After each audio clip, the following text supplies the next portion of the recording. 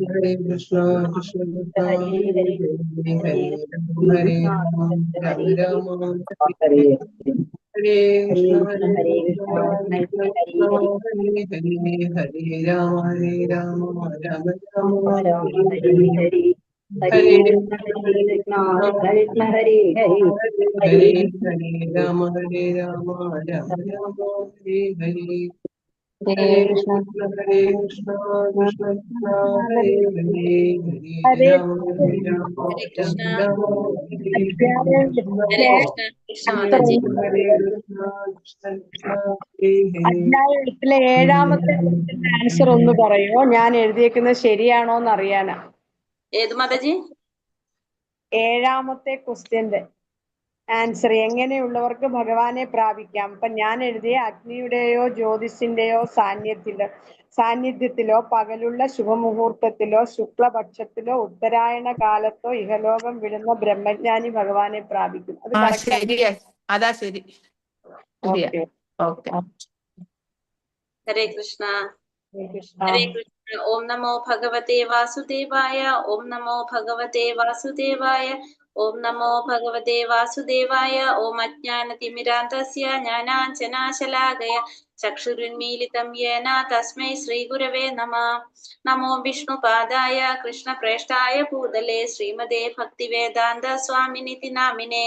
നമസ്തേ സാരസ്വതേ ദേവേ ഗൗരവാണി പ്രചാരിണേ നിർവിശേഷ ശൂന്യവാദി പാശ്ചാത്യദേശധാരിണേ. ജയ ശ്രീ കൃഷ്ണ ചൈതന്യ പ്രഭു നിത്യാനന്ദ ശ്രീ അദ്വൈത ഗദാധര ശ്രീവാസാദി ഗൗരഭക്തവൃന്ദ. ഹരേ കൃഷ്ണ കൃഷ്ണ കൃഷ്ണ ഹരേ ഹരേ, ഹരേ രാമ രാമ രാമ ഹരേ ഹരേ. ഹരേ Krishna. Shri Radha Govinda temple ISKCON മാംഗ്ലൂരിന്റെ ക്ലാസ്സിലേക്ക് എല്ലാവർക്കും സ്വാഗതം. ഹരേ കൃഷ്ണ. എല്ലാവർക്കും പ്രണാമം. എല്ലാവരും ഓണൊക്കെ നന്നായിട്ട് ആഘോഷിച്ചു. ഹരേ കൃഷ്ണ. അപ്പൊ നമുക്ക് അതൊക്കെ കഴിഞ്ഞിട്ട് നമുക്ക് ക്ലാസ്സിലേക്ക് കടക്കാം. നമ്മൾ 9ാമത്തെ അധ്യായം നല്ലൊരു അധ്യായമാണ്. രാജവിദ്യ രാജഗുഹ്യ യോഗം അല്ലെ. രാജവിദ്യയാണ്, രാജഗുഹ്യമാണെന്നാ പറഞ്ഞത്. രാജവിദ്യ എന്ന് വെച്ചാൽ എന്താണ്? വിദ്യകളുടെ രാജാവാണ്. രാജഗുഹ്യം രഹസ്യങ്ങളിൽ വെച്ച് ഏറ്റവും രഹസ്യമായിട്ടുള്ളത്. അതിനെ കുറിച്ചാണ് ഈ അധ്യായത്തില് പറയുന്നത്. എന്താണ് വിദ്യകളുടെ രാജാവും, അതായത് ചെയ്യുന്ന വിദ്യകളുടെ രാജാവും പിന്നെ രഹസ്യങ്ങളിൽ വെച്ച് ഏറ്റവും രഹസ്യമായിട്ടുള്ളത് എന്താണെന്ന് നമുക്ക് നോക്കാം. അധ്യായം 9 രാജവിദ്യ രാജഗുഹ്യ യോഗം.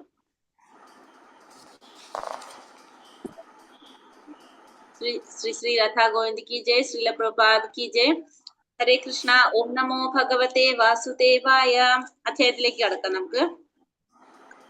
ശ്രീ ഭഗവാനുവാച ഇദം തൂ തേ ഗുഹ്യതമം പ്രവീക്ഷ്യാമ്യാനസൂയവേ ജ്ഞാനം വിജ്ഞാന സഹിതം യജ്ഞാതോ മോക്ഷ്യസേ ശുഭാത്. ശ്രീ ഭഗവാൻ പറഞ്ഞു, പ്രിയപ്പെട്ട അർജുന, നീ ഒരിക്കലും എന്നിൽ അസൂയാലുവായിട്ടില്ല. അതിനാൽ അതീവ രഹസ്യമായ ഈ ജ്ഞാനവും വിജ്ഞാനവും നിന്നെ ഗ്രഹിപ്പിക്കാം. ഇതറിഞ്ഞാൽ ഭൗതിക ജീവിത ക്ലേശങ്ങളിൽ നിന്ന് നീ മുക്തനാകും. അപ്പൊ അർജുനനോട് ഭഗവാൻ പറയാണ്, നീ ഒരിക്കലും എന്നിൽ അസൂയാലുവായിട്ടില്ല. അതുകൊണ്ടാണ് ഇത്രയും രഹസ്യമായിട്ടുള്ള ഒരു ജ്ഞാനവും വിജ്ഞാനവും നിന്നെ ഞാൻ ഗ്രഹിപ്പിക്കുന്നത്. ഇതറിഞ്ഞു കഴിഞ്ഞാൽ നിനക്ക് എന്ത് സാധിക്കും? ഭൗതിക ക്ലേശങ്ങളിൽ നിന്ന് മുക്തനാകാനായിട്ട് സാധിക്കും. എന്തിനെ കുറിച്ചാണ് ഇവിടെ ഭഗവാൻ പറയുന്നത്? ഭഗവാൻ എന്താ പറയുന്നത്? ഒരു ഭക്തൻ ഭഗവാനെ കുറിച്ച് എത്രയേറെ കേൾക്കുന്നുവോ അത്രയേറെ ബോധവാനായി തീരും. ഭഗവാൻ പറയുന്നത് അർജുനൻ ഒരിക്കലും ഭഗവാനോട് അസൂയ ഉണ്ടായിട്ടില്ല. അതുകൊണ്ടാണ് ഈ ജ്ഞാനം ഭഗവാൻ അർജുനന് പറഞ്ഞു കൊടുക്കുന്നത്. ഭക്തന്മാരുടെ സംസർഗത്തിലൂടെ തന്നെ കുറിച്ചുള്ള ശാസ്ത്രം മനസ്സിലാക്കാനുള്ള ബുദ്ധിശക്തി അവർക്ക് നൽകുന്നു. അപ്പൊ ഭക്തന്മാരുടെ ആ സത്സംഗത്തിലൂടെ ഭഗവാനെ കുറിച്ച് അറിയാനുള്ള ബുദ്ധിശക്തി ഭഗവാൻ നൽകുകയാണ് ചെയ്യുന്നത്. കൃഷ്ണനെ പറ്റി അതീവ രഹസ്യമായ ജ്ഞാനമുള്ള ഒരാൾ സ്വാഭാവികമായും ഇന്ദ്രിയാതീതനായിരിക്കും. അതുകൊണ്ട് ഈ ലോകത്തിൽ ജീവിക്കുകയാണെങ്കിലും അയാൾ ഭൗതിക ക്ലേശങ്ങൾ ഉണ്ടാവില്ല. ഈ 1ാം ശ്ലോകത്തിനൊരു സവിശേഷതയുണ്ട്. ഇതജ്ഞാനം, ഈ അറിവ് എന്നതുകൊണ്ട് എന്തിനെ കുറിച്ചാ പറയണത്? ശുദ്ധമായ ഭക്തിയുത സേവനത്തെയാണ് ഉദ്ദേശിക്കുന്നത്. അപ്പൊ ഇവിടെ എന്തിനെ കുറിച്ചാണ് ഈ അധ്യായത്തിൽ പറയുന്നത്? ഭക്തിയുത സേവനത്തെ കുറിച്ചാണ് ഈ അധ്യായത്തില് പറയുന്നത്. നമുക്ക് മനസ്സിലാവാണ്. അപ്പൊ ഇവിടെ ഈ അറിവ് എന്ന് പറയുന്നത് എന്താണ്? ഭക്തിയുത സേവനം. അതാണ് ഈ പറയുന്ന അറിവ്. ശുദ്ധമായ ഭക്തിയുത സേവനത്തെ കുറിച്ചാണ് ഇവിടെ പറയുന്നത്. അപ്പൊ അർജുനൻ ഭഗവാന്റെ ഭക്തനാണ്. അർജുനൻ ഇത്രയും ഭഗവാനെ കുറിച്ച് കേൾക്കും തോറും ഒരിക്കലും ഭഗവാനോട് അർജുനന് അസൂയ തോന്നിയിട്ടില്ല. അതുകൊണ്ടാണ് അർജുനന് ഭഗവാൻ വീണ്ടും ഈ ജ്ഞാനം പറഞ്ഞു കൊടുക്കാനായിട്ട് തയ്യാറാകുന്നത്. അപ്പൊ ഇത് രഹസ്യമായിട്ടുള്ളതാണ്.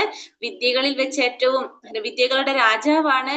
ആ അറിവാണ് അർജുനന് ഭഗവാൻ പറഞ്ഞു കൊടുക്കുന്നത്. ഏതാണ് ആ അറിവ്? ശുദ്ധമായ ഭക്തിയുത സേവനത്തെ കുറിച്ചാണ് പറയുന്നത്. രാജവിദ്യ രാജഗുഹ്യം പവിത്രാമിതമുത്തമം പ്രത്യക്ഷാവഗമം ധർമ്മ്യം സുസുഖം കർത്തുമവ്യയം. എന്താ പറയണത്? ഈ ജ്ഞാനം രാജവിദ്യയാണ്. രഹസ്യങ്ങളിൽ വെച്ച് രഹസ്യവും ഏറ്റവും പവിത്രവുമായതാണിത്. നേരിട്ട് ആത്മസാക്ഷാത്കാരം നൽകുന്നത് കൊണ്ട് ധർമ്മത്തിന്റെ പരിപൂർണതയാണിത്. ശാശ്വതവും സന്തോഷത്തോടെ ചെയ്യാവുന്നതുമാണ്. അപ്പൊ ഈ ഒരു ജ്ഞാനം എങ്ങനെയുള്ളതാണ്? രാജവിദ്യയാണ്. രഹസ്യങ്ങളിൽ വെച്ച് ഏറ്റവും രഹസ്യമായിട്ടുള്ളതും പവിത്രമായിട്ടുള്ളതുമാണത്. പിന്നെ അതിനെ കൊണ്ട് പ്രത്യേകത എന്താണ്? ഈ എന്താ പറയാ, എന്താണ് നമ്മൾ പറഞ്ഞത്? എന്താണ് ഈ അറിവ്? അതിന് പറഞ്ഞെന്താണ്? ഭക്തിയുത സേവനം അല്ലെ? ഈ ഭക്തിയുത സേവനം നേരിട്ട് ആത്മസാക്ഷാത്കാരത്തിന് സാധിക്കുന്നതാണ്. നമുക്കറിയാം, ഭക്തിയോഗത്തിലൂടെ നമുക്ക് നേരിട്ട് ഭഗവാനെ പ്രാപിക്കാൻ സാധിക്കുന്നത് നമ്മൾ കണ്ടു. അപ്പൊ ആ ഭക്തിയുത സേവനം എന്ന് പറയുന്നത് നേരിട്ട് ആത്മസാക്ഷാത്കാരം നൽകുന്നത് കൊണ്ട് തന്നെ ധർമ്മത്തിന്റെ പരിപൂർണതയാണിത്. അത് ശാശ്വതവും സന്തോഷത്തോടെ ചെയ്യാവുന്നതുമാണ് എന്ത്? ഈ ഭക്തിയുത സേവനം എന്ന് പറയുന്നത്. അപ്പൊ ആത്മസാക്ഷാത്കാരം, നേരിട്ട് ആത്മസാക്ഷാത്കാരത്തിന് സാധിക്കുന്നതാണ് ഈ ഭക്തിയുത സേവനം. ആത്മാവും ശരീരവും തമ്മിലുള്ള വ്യത്യാസം എന്തെന്ന അറിവുമായി ബന്ധപ്പെട്ടിരിക്കുന്നതിനാൽ ഈ അതീന്ദ്രിയ ജ്ഞാനം അത്യന്തം രഹസ്യമായിട്ടുള്ളതാണ്. ആത്മാവിന്റെ സാന്നിധ്യം ഉണ്ടെങ്കിലേ ശരീരത്തിന് വിലയുള്ളൂ. നമുക്കറിയാവുന്നതാണ് അല്ലെ? ആത്മാവില്ലെങ്കിൽ ആ ശരീരം എന്താണ്? നശിച്ചു പോവുകയാണ്. ആ ശരീരം കൊണ്ട് നമുക്കൊന്നും ചെയ്യാനായിട്ട് സാധിക്കില്ല. ആത്മാവ് ശരീരത്തിൽ നിന്നും ഭിന്നനാണെന്നും അത് ദേഹം ഉപേക്ഷിച്ച് ശേഷം ശൂന്യതയിൽ വ്യക്തിത്വമില്ലാതെ നിലനിന്നു പോരുന്നു എന്നും ചിലർ വിശ്വസിക്കുന്നു. എന്നാൽ സത്യം അതല്ല. അപ്പൊ എന്താണ്? ആത്മാവ് ശരീരത്തിൽ ഇല്ലെങ്കിൽ എന്താ സംഭവിക്കുന്നത്? ആ ശരീരം കൊണ്ട് നമുക്കൊരു പ്രയോജനവും ഇല്ലാതെ ആവാണ് ചെയ്യുന്നത്. പിന്നെ ഇത് നേരിട്ട് തന്നെ ഫലങ്ങൾ ദൃശ്യമാകത്തക്ക വിധം അത്രയും കുറ്റമറ്റതാണ് ഈ ഭക്തിയുടെ സേവനം. നമുക്ക് പറഞ്ഞല്ലേ, പ്രത്യക്ഷാവഗമം ധർമ്മ്യം എന്നാ പറയണത്. പ്രത്യക്ഷത്തിൽ തന്നെ നമുക്ക് ഇതിന്റെ ഫലം കാണാനായിട്ട് സാധിക്കും. എന്തിന്റെ? ഈ ഭക്തിയുടെ സേവനത്തിന്റെ ഫലം പ്രത്യക്ഷത്തിൽ തന്നെ കാണാൻ സാധിക്കും. അതുകൊണ്ട് അതെന്താണ്? ഏറ്റവും പരിപൂർണമായിട്ടുള്ള ധർമ്മത്തിന്റെ പരിപൂർണതയാണെന്ന് പറയാം. പ്രത്യക്ഷാവഗമം ധർമ്മ്യം എന്ന് പറയുന്നത് പ്രത്യക്ഷത്തിൽ തന്നെ നമുക്ക് കാണാൻ സാധിക്കും. ഭക്തിയുടെ സേവനം ചെയ്യുമ്പോൾ നമുക്കറിയാം, നാമം ജപിക്കുമ്പോൾ നമുക്ക് പ്രത്യക്ഷത്തിൽ തന്നെ അതിന്റെ ഫലം നമ്മൾ പറയുന്നുണ്ട്. നമുക്ക് സമാധാനം കിട്ടി, നമുക്കൊരു ആനന്ദം കിട്ടി. നമ്മൾ എന്തുകൊണ്ടാണ് പറയണത്? നമുക്ക് അതിന്റെ ഫലം പ്രത്യക്ഷത്തിൽ തന്നെ മനസ്സിലാക്കാനായിട്ട് സാധിക്കുകയാണ്. അതുകൊണ്ടാണ് നമുക്ക് ചെയ്യാനായിട്ട് താല്പര്യം വരുന്നത്. അതല്ല, നമുക്ക് അതുകൊണ്ടൊന്നും പ്രയോജനം തോന്നുന്നില്ലെങ്കിൽ നമുക്കത് വീണ്ടും ചെയ്യാൻ തോന്നണമെന്നില്ല. ഇത് പിറ്റേ ദിവസം നമുക്ക് എനിക്കത് ചെയ്യാൻ തോന്നുന്നത് എന്തുകൊണ്ടാണ്? നമുക്കത് പ്രത്യക്ഷത്തിൽ തന്നെ ഫലം കണ്ടതുകൊണ്ടാണത്. അശ്രദ്ധാന പുരുഷ ധർമ്മസ്യാപരം തപ അപ്രാപ്യമാം നിവർത്തന്തേ മൃത്യു സംസാരവർത്മനി. ഈ ഭക്തിയുടെ സേവനത്തിൽ വിശ്വാസമില്ലാത്തവർക്ക് എന്നെ പ്രാപിക്കാനാവില്ല. പിന്നെ ഹേ ശത്രുഞ്ജയ, അതുകൊണ്ട് അവർ ഈ ഭൗതിക ലോകത്തിൽ ജനന മരണങ്ങളുടെ വഴിയിലേക്ക് വീണ്ടും എത്തുന്നു. ഇനി ഭഗവാൻ പറയാണ്, അപ്പൊ ഭക്തിയുടെ സേവനം പ്രത്യക്ഷത്തിൽ തന്നെ ഫലം നൽകുന്നതാണെന്ന് പറഞ്ഞു. ഫലം മനസ്സിലാക്കാൻ സാധിക്കും. പക്ഷെ വിശ്വാസമില്ലാത്തവർക്ക് ഒരിക്കലും എന്ത് സാധിക്കില്ല? ഭഗവാനെ പ്രാപിക്കാനായിട്ട് സാധിക്കില്ല. ഹേ ശത്രുഞ്ജയ, അതുകൊണ്ട് അവർ ഈ ഭൗതിക ലോകത്തിലെ ജനന മരണങ്ങളുടെ വഴിയിലേക്ക് വീണ്ടും എത്തുന്നു. അപ്പൊ ഭക്തിയുടെ സേവനത്തില് ഭഗവാനിൽ വിശ്വാസം ഇല്ലാത്തവർക്ക് ഒരിക്കലും ഭഗവാനെ പ്രാപിക്കാനായിട്ട് സാധിക്കില്ല. അവരെന്താ സംഭവിക്കുക? അവർ ഈ ഭൗതിക ലോകത്തിലെ ജനന മരണങ്ങളുടെ വഴിയിലേക്ക് തന്നെ വീണ്ടും എത്താണ്. അപ്പൊ ഭക്തിയുടെ സേവനം നമ്മൾ പറഞ്ഞു ഭഗവാന് വേണ്ടി ചെയ്യുന്നതാണ് ഭക്തിയുടെ സേവനം. ആ ഭഗവാനിൽ വിശ്വാസമില്ലാതെ നമുക്ക് എന്ത് ചെയ്യാൻ സാധിക്കില്ല? ഭഗവാന് സേവനം ചെയ്യാനായിട്ട് സാധിക്കില്ല. അപ്പൊ അതുകൊണ്ട് അങ്ങനെ വിശ്വാസമില്ലാത്തവർക്ക് ഒരിക്കലും ഭഗവാനെ പ്രാപിക്കാനായിട്ട് സാധിക്കില്ല. അവർ ഈ ഭൗതിക ലോകത്തിലെ ആ ജനന മരണങ്ങളുടെ വഴിയിലൂടെ വീണ്ടും സഞ്ചരിക്കേണ്ടതായിട്ട് വരും. അവിശ്വാസികൾക്ക് ഭക്തിയുടെ സേവന കർമ്മത്തിൽ ഏർപ്പെടാൻ കഴിയില്ല. എന്നാണ് ഈ ശ്ലോകം സ്പഷ്ടമാക്കുന്നത്. വിശ്വാസമാകട്ടെ ഭക്തന്മാരുടെ സമ്പർക്കത്തിൽ നിന്നുളവാകേണ്ടതാണ്. അപ്പൊ എന്താണ് വിശ്വാസം? ഭഗവാൻ കൃഷ്ണനെ സേവിക്കുന്നത് കൊണ്ട് പരിപൂർണത നേടാൻ കഴിയുമെന്ന ഉറച്ച ബോധം. അതിനെയാണ് നമ്മൾ എന്ത് പറയാ? വിശ്വാസം എന്ന് പറയാം. അതായത് ഭഗവാനെ സേവിക്കുന്നത് കൊണ്ട് നമുക്ക് എന്ത് ചെയ്യാൻ സാധിക്കും? പരിപൂർണത നേടാൻ സാധിക്കും എന്നുള്ളൊരു ഉറച്ച ബോധം നമുക്ക് ഉണ്ടാവുക. അതിനെയാണ് നമുക്ക് വിശ്വാസം എന്ന് പറയാ. ആ വൃക്ഷത്തിന്റെ വേരുകളിൽ വെള്ളം ഒഴിക്കുന്നത് കൊണ്ട് അതിന്റെ കൊമ്പുകളും ചില്ലകളും ഇലകളും സംതൃപ്തി അടന്നു. കൃഷ്ണാവബോധ പ്രവർത്തകരിൽ 3 തരക്കാരുണ്ട്. അപ്പൊ നമ്മൾ എന്താ പറയണത്? നമുക്ക് വിശ്വാസം ഇല്ലാത്തവർക്ക് ഭഗവാനെ പ്രാപിക്കാൻ സാധിക്കില്ല. വിശ്വാസം എന്ന് വെച്ചാൽ എന്താണ്? ഭഗവാനെ സേവിക്കുന്നത് കൊണ്ട് നമുക്ക് പരിപൂർണത നേടാൻ സാധിക്കുമെന്നുള്ളൊരു ഉറച്ച ബോധം. അതിനെയാണ് നമ്മൾ എന്ത് പറയുന്നത്? വിശ്വാസം എന്ന് പറയുന്നത്. അപ്പൊ വൃക്ഷത്തിന്റെ വേരിൽ വെള്ളം ഒഴിച്ചു കഴിഞ്ഞാൽ അതിന്റെ എല്ലാ ഭാഗത്തേക്കും എന്ത് കിട്ടാണ്? ആ വെള്ളത്തിന്റെ ഗുണം കിട്ടാണ്. അപ്പൊ അതേപോലെയാണ് എന്ത് നമ്മൾ പറഞ്ഞ ഭഗവാനെ ആരാധിക്കുന്നത് കൊണ്ട് ഭഗവാനുമായിട്ട് ബന്ധപ്പെട്ട് വരുന്ന എല്ലാവർക്കും അതിന്റെ ഗുണം കിട്ടാണ് ചെയ്യുന്നത്.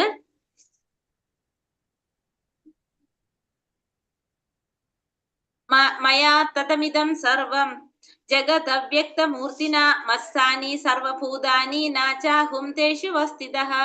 അവ്യക്തമായ രൂപത്തിൽ ഞാൻ ഈ പ്രപഞ്ചമെമ്പാടും വ്യാപിച്ചു നിൽക്കുന്നു. സർവഭൂതങ്ങളും എന്നിലാണ്, ഞാൻ അവയിലല്ല സ്ഥിതി ചെയ്യുന്നത്. അപ്പൊ ഭഗവാൻ പറയാണ് അവ്യക്തമായ രൂപത്തില്.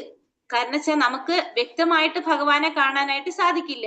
അവ്യക്തമായ രൂപത്തിൽ ഞാൻ ഈ പ്രപഞ്ചമെമ്പാടും വ്യാപിച്ചു നിൽക്കുന്നു. സർവഭൂതങ്ങളും എന്നിലാണ് സ്ഥിതി ചെയ്യുന്നത്, ഞാൻ അവയിലല്ല സ്ഥിതി ചെയ്യുന്നത്. കാരണം നമുക്ക് ഭഗവാനെ കാണാനായിട്ട് സാധിക്കുന്നില്ല. നമ്മളെ മുന്നിൽ ഭഗവാൻ നിന്നാലും നമുക്കത് ഭഗവാനാണെന്ന് മനസ്സിലാക്കാൻ സാധിക്കില്ല. എന്തുകൊണ്ടാണ്? നമുക്കറിയാം, അത ശ്രീകൃഷ്ണ നാമാതി ന ഭാവേത് ഗ്രാഹ്യം ഇന്ദ്രിയേഹി സേവോന്മുഖേഹി ജിഹ്വാതൗ സ്വയമേവാ സ്ഫുരത്യതഃ. എപ്പോഴാണോ നമ്മള് നാമം ജപിച്ചും അത് ഭഗവാന്റെ കീർത്തനങ്ങൾ ചൊല്ലിയും ഭഗവാന്റെ ലീലകൾ ശ്രവിച്ചും നമ്മൾ പരിശുദ്ധരാകുന്നത്, അപ്പൊ മാത്രമേ നമുക്ക് എന്ത് സാധിക്കുള്ളൂ? നമുക്ക് ഭഗവാനെ കാണാനായിട്ട് ചെയ്യാൻ സാധിക്കുള്ളൂ അല്ലെ. അല്ലാതെ നമ്മളെ ഇന്ദ്രിയങ്ങൾ കൊണ്ട് ഭഗവാനെ ദർശിക്കാനായിട്ട് നമുക്ക് സാധിക്കില്ല. അപ്പോ ഭഗവാൻ ഈ പ്രപഞ്ചത്തിൽ മുഴുവൻ നിറഞ്ഞു നിൽക്കുന്നെങ്കിലും ഭഗവാനെ കാണാനായിട്ട് നമുക്ക് അതുകൊണ്ട് സാധിക്കുന്നില്ല. എല്ലാം സർവഭൂതങ്ങളും ഭഗവാനിലാണ് സ്ഥിതി ചെയ്യുന്നത്. പക്ഷെ ഭഗവാൻ അവയിലല്ല സ്ഥിതി ചെയ്യുന്നത്. നച്ച മത്സാനി ഭൂതാനി പശ്യമേ യോഗമൈശ്വര്യം ഭൂതഭൃന്നച്ച ഭൂതസ്ഥോ മമാത്മാ ഭൂതഭാവനഃ. സൃഷ്ടിജാലങ്ങളൊന്നും എന്നിൽ സ്ഥിതി ചെയ്യുന്നില്ല. എന്റെ യോഗപ്രഭാവം നോക്കൂ. സർവഭൂതങ്ങളുടെയും പരിപാലകനും സർവവ്യാപിയുമാണെങ്കിലും ഞാൻ ഈ പ്രത്യക്ഷ പ്രപഞ്ചത്തിന്റെ ഒരംശമല്ല, മറിച്ച് ഞാനാണ് ഈ പ്രപഞ്ചത്തിന്റെ ഉത്ഭവസ്ഥാനം. അപ്പൊ എന്താ പറയുന്നത്? നച്ച മത്സാനി ഭൂതാനി പശ്യമേ യോഗമൈശ്വര്യം ഭൂതഭൃന്നാച്ച ഭൂതസ്ഥോ മാമാത്മാ ഭൂതഭാവനഃ. സൃഷ്ടിജാലങ്ങളൊന്നും ഭഗവാനിൽ സ്ഥിതി ചെയ്യുന്നില്ല. എന്റെ യോഗപ്രഭാവം നോക്കൂ. എന്താണ്? സർവഭൂതങ്ങളുടെയും പരിപാലകനും സർവവ്യാപിയുമാണെങ്കിലും ഭഗവാൻ എങ്ങനെയാണ്?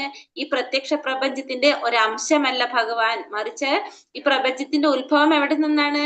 ഭഗവാനിൽ നിന്നാണ് ഈ പ്രപഞ്ചത്തിന്റെ ഉത്ഭവസ്ഥാനം. ഭഗവാനിൽ നിന്നാണ് ഈ പ്രപഞ്ചം ഉത്ഭവിക്കുന്നത്. ഭഗവാൻ ഈ പ്രപഞ്ചത്തിന്റെ ഒരംശമായിട്ടല്ല പറയണത്, ഭഗവാനിൽ നിന്നാണ് ഈ പ്രപഞ്ചം ഉത്ഭവിക്കുന്നത്. ഭൂഗോളത്തെ തോളിൽ ചുമന്നുകൊണ്ട് നിൽക്കുന്ന അറ്റ്ലസിന്റെ ചിത്രം പലരും കണ്ടിരിക്കും. ഭൂമണ്ഡലമാകുന്ന ഈ ഭാരം തോളിലെടുത്തുകൊണ്ട് അയാൾ നന്നെ ക്ഷീണിച്ചുണ്ടെന്ന് തോന്നും. അത്തരം ഒരു രൂപമാണ് കൃഷ്ണന്റേതെന്ന് സങ്കല്പിച്ചുകൂടാ. എല്ലാം എന്നിൽ സ്ഥിതി ചെയ്യുന്നുവെങ്കിലും ഞാൻ അവയിലല്ല എന്ന് അദ്ദേഹം പറയുന്നത് ഗ്രഹവ്യൂഹങ്ങൾ അന്തരീക്ഷത്തിൽ ഒഴുകി നടക്കുന്നതാണ്. ആ അന്തരീക്ഷമാകട്ടെ ഭഗവത് ശക്തിയുടെ അതിൽ നിന്ന് ഭിന്നനാണ് ഭഗവാൻ. അപ്പൊ അന്തരീക്ഷത്തിൽ ഒഴുകി നടക്കാണ്. ആ അന്തരീക്ഷം എങ്ങനെയാണ്? ഭഗവത് ശക്തിയുടെയാണ്, അതിൽ നിന്ന് ഭിന്നനാണ് ഭഗവാൻ. കൃഷ്ണൻ എന്തെങ്കിലും ചെയ്യണമെന്നുണ്ടെങ്കിൽ അത് ആഗ്രഹിച്ചാൽ മാത്രം മതി. എങ്ങനെയാണ് ഇതെല്ലാം ചെയ്തതെന്ന് നമുക്ക് ഊഹിക്കാൻ കൂടി സാധിക്കാത്ത വിധത്തിൽ ഭംഗിയായി അതെല്ലാം നിർവഹിക്കപ്പെടും. അപ്പൊ ഇവിടെ പറയുന്നത് എന്താണ്? എല്ലാതും ഭഗവാനിലാണ് സ്ഥിതി ചെയ്യുന്നത്. പക്ഷെ ഭഗവാൻ ഇതിന്റെ എന്താണ് പറയുന്നത്? ഇതിനൊന്നിനും ഭഗവാൻ ബന്ധമില്ല. ഭഗവാനാണ് ഇതിന്റെ സൃഷ്ടാവ് എന്ന് മാത്രമേ ഉള്ളൂ. അപ്പൊ അന്തരീക്ഷത്തില് നമുക്കറിയാം ഗ്രഹവ്യൂഹങ്ങളുടെ അത് മുഴുവനും നിയന്ത്രിക്കുന്നത് ആര് തന്നെയാണ്? ഭഗവാൻ തന്നെയാണ്. നമ്മൾ പറഞ്ഞു പരവ്യോമത്തിലാണ് എല്ലാം സ്ഥിതി ചെയ്യുന്നതെന്ന് പറഞ്ഞു അല്ലെ. പരവ്യോമത്തിലാണ് ഇതൊക്കെ ഇത് ഭഗവാന്റെ വൈകുണ്ഠ ലോകങ്ങളെല്ലാം സ്ഥിതി ചെയ്യുന്ന പരവ്യോമത്തിലാണെന്ന് കണ്ടു. അപ്പൊ ഇത് ഭഗവാന്റെ അചിന്ത്യ ശക്തി പ്രസരണത്തില് ഇത് നിലകൊള്ളാണ് ചെയ്യുന്നത്. അപ്പൊ ഭഗവാൻ ഇതിൽ നിന്നെല്ലാം വ്യത്യസ്തനാണ്. പക്ഷെ ഭഗവാൻ ഇതിലൊന്നായിട്ട് യാതൊരു ബന്ധവുമില്ല എന്ന് പറയാണ്. യഥാകാശാസ്ഥിതോ നിത്യം വായു സർവത്ര ഗോമഹാൻ തഥാ സർവാണി ഭൂതാനി മത്സാനീത്യുപധാരയ. ആകാശത്തിൽ സ്ഥിതി ചെയ്തത് കൊണ്ട് തന്നെ കാറ്റ് ശക്തിയുള്ള കാറ്റ് എല്ലായിടത്തും സഞ്ചരിക്കുന്നു. അതുപോലെ സർവ്വ സൃഷ്ടികളും എക്കാലത്തും എന്നിലാണ് വിശ്രമിക്കുന്നത്. അപ്പോ അതിനെ മനസ്സിലാക്കാൻ വേണ്ടി ഒരു ഉദാഹരണം പറയാണ്. ആകാശത്തിൽ സ്ഥിതി ചെയ്തുകൊണ്ട് കാറ്റ് എന്താണ്? കാറ്റ് എല്ലായിടത്തും സഞ്ചരിക്കും. അതേപോലെ തന്നെ എല്ലാ സൃഷ്ടികളും എവിടെയാണ്? എല്ലാ കാലത്തും ഭഗവാനിലാണ് വിശ്രമിക്കുന്നത്. അതായത് നമ്മൾ പറയാം, ആകാശത്തിൽ എന്ത് കാണാൻ സാധിക്കും? നമുക്ക് ആകാശത്തിൽ വായു അല്ലെങ്കിൽ കാറ്റിന്റെ ആ ഒരു ഇത് മനസ്സിലാക്കാൻ സാധിക്കും. പക്ഷെ നമുക്കത് എങ്ങനെ അറിയാൻ സാധിക്കുന്നത്? ആ വസ്തുക്കളുടെ ചലനം കൊണ്ടാണ് അത് നമുക്ക് അറിയാൻ സാധിക്കുന്നത് അവിടെ കാറ്റുണ്ടെന്നുള്ളത്. പക്ഷെ ഒരിക്കലും അത് എന്ത് വരുന്നില്ല, ആകാശത്തിൽ തന്നെ സ്ഥിതി ചെയ്യാണ്. ആ കാറ്റ് അതിന്റെ അപ്പുറത്തേക്ക് കടക്കുന്നില്ല. അതേപോലെ തന്നെയാണ് ഭഗവാനും പറയുന്നത്. ഭഗവത് ശക്തിയിലാണ് ഇതെല്ലാം നിലനിൽക്കുന്നത്. പക്ഷെ ഭഗവാന്റെ ഹിതം അനുസരിക്കാതെ ഒരു പുൽക്കൊടി പോലും അനങ്ങുന്നില്ല. ഭീമമായി ഭൗതിക പ്രപഞ്ചം എങ്ങനെ ഭഗവാനിൽ സ്ഥിതി ചെയ്യുന്നുവെന്ന് ഒരു സാധാരണ മനുഷ്യന് ഊഹിക്കാൻ സാധിക്കില്ല. നമുക്ക് ഊഹിക്കാൻ സാധിക്കുന്നതിന്റെ അപ്പുറത്താണ് ഇതൊക്കെ. അചിന്ത്യമാണ് ഭഗവാനുമായിട്ട് ബന്ധപ്പെട്ട എല്ലാ പ്രവർത്തികളും. ഭഗവാന്റെ ഹിതം അനുസരിച്ചല്ലാതെ ഒരു പുൽക്കൊടിക്ക് പോലും ഇളകാനാകുന്നില്ല. ആ ഇച്ഛാശക്തിക്ക് അധീനപ്പെട്ടാണ് ഏതൊന്നിന്റെയും പ്രവർത്തനം. ജീവജാലങ്ങളുടെ സൃഷ്ടി, സ്ഥിതി, സംഹാരങ്ങളെല്ലാം നടക്കുന്നത് ഭഗവാന്റെ ഇച്ഛയ്ക്കനുസരിച്ചാണ്. ഭഗവാന്റെ ഇച്ഛയില്ലാതെ ഒരു പുൽക്കൊടിക്ക് പോലും അനങ്ങാനായിട്ട് സാധിക്കില്ല. സർവഭൂതാനി കൗന്ദേയ പ്രകൃതിം യാന്തി മാമികാം കൽപക്ഷയെ പുനഃസ്ഥാനി കൽപാദൗ വിസൃജാമിഹം. കുന്തിപുത്ര, ഓരോ കൽപ്പത്തിന്റെയും അവസാനത്തിൽ ഈ ഭൗതിക ആവിർഭാവങ്ങളെല്ലാം എന്നിൽ പ്രവേശിക്കുന്നു. അടുത്ത കൽപ്പം ആരംഭിക്കുമ്പോൾ ഞാൻ അവയെ വീണ്ടും ശക്തിയാൽ സൃഷ്ടിക്കുകയും ചെയ്യുന്നു. അപ്പൊ കൽപ്പം എന്താണ്? കൽപ്പം എന്ന് പറഞ്ഞാൽ എന്താണ്? ബ്രഹ്മാവിന്റെ ഒരു ദിവസം, ബ്രഹ്മാവിന്റെ ഒരു പകല്. ബ്രഹ്മാവിന്റെ ഒരു പകലിലാണ് നമ്മൾ പറയുന്നത് കൽപ്പം എന്ന് പറയുന്നത്. അപ്പൊ ഓരോ കൽപ്പത്തിന്റെ അവസാനത്തിലും എന്ത് സംഭവിക്കാണ്? കൽപ്പത്തിന്റെ അവസാനത്തില് ഭൗതികമായിട്ടുള്ള ഈ ആവിർഭാവങ്ങളെല്ലാം ഭഗവാനിൽ പ്രവേശിക്കും. അടുത്ത കൽപ്പം ആരംഭിക്കുമ്പോ, അത് പിറ്റേ ദിവസം ആ കൽപ്പം ആരംഭിക്കുമ്പോ വീണ്ടും എന്താണ്? അത് സൃഷ്ടിക്കപ്പെടുകയും ചെയ്യുന്നത്. അപ്പൊ എല്ലാതും എന്ത് പോലെയാണ് നിൽക്കുന്നത്? ബ്രഹ്മാവിന്റെ ഒരു പകൽ ആരംഭിക്കുമ്പോ ഇത് മുഴുവനും വരും, സൃഷ്ടിക്കും. അത് കഴിഞ്ഞിട്ട് രാത്രിയാകുമ്പോ, പകൽ അവസാനിക്കുമ്പോ അത് മുഴുവൻ എന്താണ്? ഭഗവാനില് പ്രവേശിക്കുകയാണ് ചെയ്യുന്നത്. കൽപ്പാവസാനം എന്നത് ബ്രഹ്മാവിന്റെ മൃത്യുവിനെയാണ് കുറിക്കുന്നത്. ഒരു നൂറ്റാണ്ട് നിലനിൽക്കുന്നതാണ് ബ്രഹ്മാവിന്റെ ജീവിതകാലം. അതിന്റെ ഓരോ പകലും ഭൂലോകവാസികളുടെ 430 കോടി സംവത്സരങ്ങൾ ഉൾക്കൊണ്ടതത്രേ. 100 വത്സരങ്ങൾ തികഞ്ഞ് ബ്രഹ്മാവ് മരണമടയുമ്പോൾ പ്രളയം ഉണ്ടാകും. ഭഗവാനിൽ നിന്ന് ആരംഭിച്ച ശക്തി അദ്ദേഹത്തെ തന്നെ പ്രാപിക്കുന്നു എന്നർത്ഥം. അപ്പൊ ഭഗവാനിൽ നിന്ന് ആരംഭിക്കുന്ന ആ ശക്തി എന്താണ്? ഭഗവാനിൽ തന്നെ പ്രാപിക്കുകയാണ് ചെയ്യുന്നത്. അപ്പൊ എല്ലാതും എവിടേക്ക് തന്നെയാ പോണത്? ഭഗവാനിക്ക് തന്നെ പോകും. പിന്നെ വീണ്ടും വരാണ് ചെയ്യുന്നത്. അങ്ങനെ വീണ്ടും ഈ പറഞ്ഞ പോലെ തന്നെ യുഗങ്ങൾ ഇങ്ങനെ മാറി മാറി വന്നുകൊണ്ടിരിക്കുകയാണ് ചെയ്യുന്നത്. പ്രകൃതിം സോമവഷ്ടഭ്യ വിസൃജാമി പുനഃ ഭൂതഗ്രാമമിവം കൃഷ്ണ അവശ്യം പ്രകൃതേ വശാത്. പ്രപഞ്ച പ്രവർത്തനം എന്റെ അധീനതയിലാണ്. എന്റെ ഇച്ഛയ്ക്കനുസരിച്ച് അത് വീണ്ടും ആവിർഭവിക്കുകയും ഒടുവിൽ തിരോഭവിക്കുകയും ചെയ്യുന്നു. അപ്പൊ ഈ പ്രപഞ്ചത്തിന്റെ പ്രവർത്തനം നടക്കുന്നത് എങ്ങനെയാണ്? ഭഗവാന്റെ ഇച്ഛയ്ക്കനുസരിച്ച്, ഭഗവാന്റെ അധീനതയിലാണ് ഈ പ്രപഞ്ചത്തിന്റെ പ്രവർത്തനം നടക്കുന്നത്. അത് ഭഗവാന്റെ ഇച്ഛയ്ക്കനുസരിച്ച് വീണ്ടും ആവിർഭവിക്കും. ഒടുവിൽ അതിനെന്ത് സംഭവിക്കും? തിരോഭാവം സംഭവിക്കും. അപ്പൊ ഭഗവാന്റെ ഇച്ഛയ്ക്കനുസരിച്ച് അത് വരികയും ചെയ്യും, പിന്നെ അത് പോവുകയും ചെയ്യും. ഭഗവാന്റെ അധമശക്തിയുടെ ആവിഷ്കാരമാണ് പ്രപഞ്ചം എന്ന് പറയുന്നത്. അപ്പൊ പ്രപഞ്ചം എന്ന് പറയുന്നതാണ് ഭഗവാന്റെ അധമശക്തിയുടെ ആവിഷ്കാരമാണ് പ്രപഞ്ചം. ഭഗവാന്റെ ആദി പുരുഷാവതാരമായ മഹാവിഷ്ണു കാരണസമുദ്രത്തിൽ കിടക്കുന്ന അദ്ദേഹത്തിന്റെ ഉച്ഛ്വാസങ്ങളിൽ നിന്നാണ് എണ്ണമറ്റ പ്രപഞ്ചങ്ങൾ ഉണ്ടാകുന്നത്. ഓരോ പ്രപഞ്ചത്തിലും ഗർഭോദകശായ വിഷ്ണുവിന്റെ രൂപത്തിൽ ഭഗവാൻ വീണ്ടും പ്രവേശിക്കുന്നു. അങ്ങനെയാണ് ഓരോ പ്രപഞ്ചവും സൃഷ്ടിക്കപ്പെടുന്നത്. വിവിധ ജീവാത്മാക്കളുടെ വാസനകൾക്കനുസരിച്ച് അനുയോജ്യമായാണ് സൃഷ്ടി നടത്തുന്നത്. അതുകൊണ്ട് തന്നെ ഭഗവാൻ അതിൽപ്പെട്ട് പോകുന്നില്ല. അപ്പൊ നമുക്കറിയാം ഭഗവാന്റെ അധമശക്തിയുടെ ഒരു ആവിഷ്കാരമാണ് എന്ത് പ്രപഞ്ചം എന്ന് പറയുന്നത്. അധമശക്തി എന്ന് പറഞ്ഞാല് ഭൗതിക പ്രകൃതിയുടെ നമുക്കറിയാം അല്ലെ, ഭൗതിക പ്രകൃതിയുടെ ഭൗതിക പ്രകൃതിയാണ് നമ്മൾ ഈ പ്രപഞ്ചം എന്ന് പറയുന്നത്. ഉത്കൃഷ്ട ശക്തിയും അധമശക്തി. ഭഗവാന്റെ അവതാരം, ആദ്യ പുരുഷാവതാരം ഏതാണ്? നമ്മൾ പറഞ്ഞു കാരണോദകശായ വിഷ്ണു. കാരണോദകശായ വിഷ്ണുവിന്റെ രോമകൂപങ്ങളിൽ നിന്നാണ് എന്ത് പറയുന്നത്, എണ്ണമറ്റ പ്രപഞ്ചങ്ങള് ഉണ്ടാകുന്നത്. നമ്മൾ കണ്ടിട്ടുണ്ടായിരുന്നു അല്ലെ, അതിന്റെ സ്ലൈഡ് വീഡിയോ കണ്ടിട്ടുണ്ടായിരുന്നില്ലേ ഗോലോക ചാട്ടില്? ജസ്റ്റ് ഓർമ്മയില്ല അത്. ഭഗവാന്റെ ആ രോമകൂപങ്ങളിൽ നിന്ന് അല്ലെങ്കിൽ ഉച്ഛ്വാസങ്ങളിൽ നിന്ന് പറഞ്ഞ് എണ്ണമറ്റ പ്രപഞ്ചങ്ങൾ ഉണ്ടാകും. ആ ഓരോ പ്രപഞ്ചത്തിലും ആര് പോകാണ്, ഉൾപ്പൂകാണ് ഗർഭോദകശായ വിഷ്ണു. ഓരോ പ്രപഞ്ചത്തിലും ഉൾപ്പൂകി ആ ഓരോ പ്രപഞ്ചത്തിനും എന്ത് കൊടുക്കാണ്, ജീവൻ കൊടുക്കാണ്, പ്രപഞ്ചം സൃഷ്ടിക്കുകയാണ് ചെയ്യുന്നത്.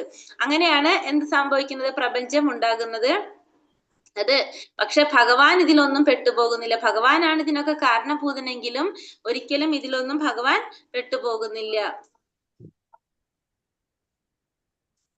നച്ചാ മാം താനി കർമാണി നിബധന്തി ധനഞ്ജയ ഉദാസീന അസക്തം തേഷു കർമ്മസു.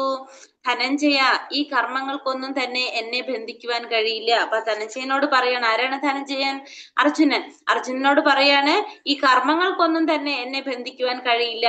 ഒരു ഭൗതിക പ്രവർത്തനങ്ങളോടും ബന്ധപ്പെടാതെ ഉദാസീനനെ പോലെ സ്ഥിതി ചെയ്യുകയാണ് ഞാൻ. അപ്പൊ അർജുനനോട് പറയാണ്, ഈ കർമ്മങ്ങൾക്കൊന്നും തന്നെ എന്നെ ബന്ധിക്കുവാനായിട്ട് കഴിയില്ല. ഓരോ ഭൗതിക പ്രവർത്തനങ്ങളോടും ബന്ധപ്പെടാതെ, ഒരു പ്രവർത്തനത്തിനോടും ബന്ധപ്പെടാതെ ഭഗവാൻ എങ്ങനെയാണ്, ഉദാസീനനെ പോലെയാണെന്നാ പറയണത്. ഭഗവാൻ സ്ഥിതി ചെയ്യുന്നത് ഉദാസീനനെ പോലെയാണ് സ്ഥിതി ചെയ്യുന്നത്. അപ്പൊ ഇവിടെ പറയുമ്പോൾ നമുക്ക് തോന്നുന്നതാണ് ഭഗവാൻ ഒന്നും ചെയ്യുന്നില്ല എന്നാ നമുക്ക് തോന്നുന്നല്ലേ. പക്ഷെ ഭഗവാൻ നിരന്തരം പ്രവർത്തിച്ചു കൊണ്ടിരിക്കുകയാണ്. സൃഷ്ടിയിലെ ഭൗതിക ക്രിയകളിൽ ഭഗവാൻ ഉദാസീനനാണ്. ഉദാസീനവത എന്ന വാക്ക് ഈ ഉപേക്ഷാഭാവത്തെ കുറിക്കുന്നു. പ്രക്രിയകളുടെ ഓരോ സൂക്ഷ്മാംശവും അദ്ദേഹത്തിന് അധീനമാണെങ്കിലും ഉദാസീനനെ പോലെയാണ് ഭഗവാന്റെ നില. അപ്പൊ ഭഗവാൻ എങ്ങനെയാണ്, നമ്മൾ പറഞ്ഞു ഭഗവാൻ ഇങ്ങനെ പ്രവർത്തിച്ചുകൊണ്ടിരിക്കുകയാണ്. പക്ഷേ ഭഗവാൻ ഇവിടെ എന്താണ്, അദ്ദേഹത്തിന് അധീനമാണെങ്കിൽ ഓരോ പ്രവർത്തികളും ഭഗവാൻ അധീനമായിട്ടാണ് നടക്കുന്നതെങ്കിലും നമുക്ക് എങ്ങനെ തോന്നാം, ഭഗവാൻ ഉദാസീനനെ പോലെയാണ് നമുക്ക് തോന്നുന്നത്. ജീവാത്മാക്കൾ താന്താങ്ങളുടെ മുൻകർമ്മങ്ങൾക്കനുസരിച്ച് വ്യത്യസ്ത ജീവഗണങ്ങളിൽ പിറവിയെടുക്കുന്നു. ഇക്കാര്യത്തിൽ ഭഗവാൻ ഒരിക്കലും ഇടപെടാറില്ല.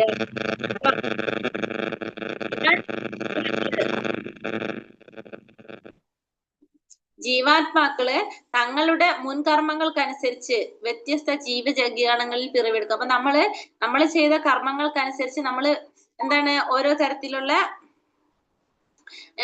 വ്യത്യസ്ത തരത്തിലുള്ള ജീവാത്മാക്കൾ ഏതെങ്കിലും ഒന്നിൽ നമ്മൾ പിറവിയെടുക്കും. പക്ഷെ ഭഗവാൻ ഒരിക്കലും അതിൽ എന്ത് ചെയ്യുന്നില്ല, ഭഗവാൻ ഒരിക്കലും അതിൽ ഇടപെടുന്നേ ഇല്ല എന്നാണ് പറയുന്നത്. അപ്പൊ നമ്മളെ ചെയ്യുന്ന കർമ്മം അനുസരിച്ച് നമ്മൾ ഇടപെടുന്നു, അതിൽ ആര് നോക്കുന്നില്ല, ഭഗവാൻ ഒന്നും ചെയ്യുന്നില്ലത്, ഭഗവാൻ അതിൽ ഇടപെടുന്നേ ഇല്ല. മയാധ്യക്ഷേണ പ്രകൃതി സൂയത്തെ സചരാചരം ഹേതുനാനേന കൗന്ദേയ ജഗത് വിപരിവർത്തതേ. അല്ലയോ കുന്തിപുത്ര, എന്റെ ശക്തി വിശേഷങ്ങളിൽ ഒന്നായ ഈ ഭൗതിക പ്രകൃതി എന്റെ നിർദ്ദേശം അനുസരിച്ച് ചരാചരങ്ങളെല്ലാം സൃഷ്ടിക്കുന്നു. ഈ നിയമം അനുസരിച്ച് വീണ്ടും വീണ്ടും പ്രപഞ്ചം സൃഷ്ടിക്കപ്പെടുകയും സംഹരിക്കപ്പെടുകയും ചെയ്യുന്നു. അപ്പൊ നമ്മളിപ്പോ തന്നെ പറഞ്ഞില്ല, ഓരോ കൽപ്പത്തിന്റെ അവസാനമ്പോ എന്താണ്, എല്ലാതും ഭഗവാനിലേക്ക് പോകും. പിന്നെ പിറ്റേ ദിവസം കൽപ്പം തുടങ്ങുമ്പോ പിന്നെ വീണ്ടും സൃഷ്ടി വരാണ് ചെയ്യണമെന്ന് പറഞ്ഞു.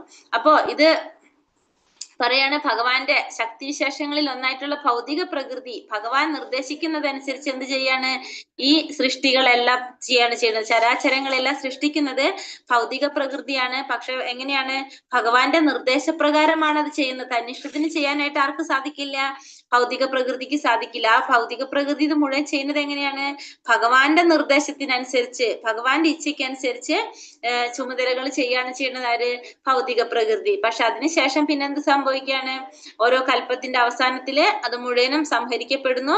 വീണ്ടും രാവിലെ കൽപ്പം എന്താണ്, രാവിലെ വരുമ്പോ എന്താണ് ചെയ്യുന്നത്, ഇത് മുഴുവനും വീണ്ടും വരാണ് ചെയ്യുന്നത്, സൃഷ്ടിക്കപ്പെടാണ് ചെയ്യുന്നത്.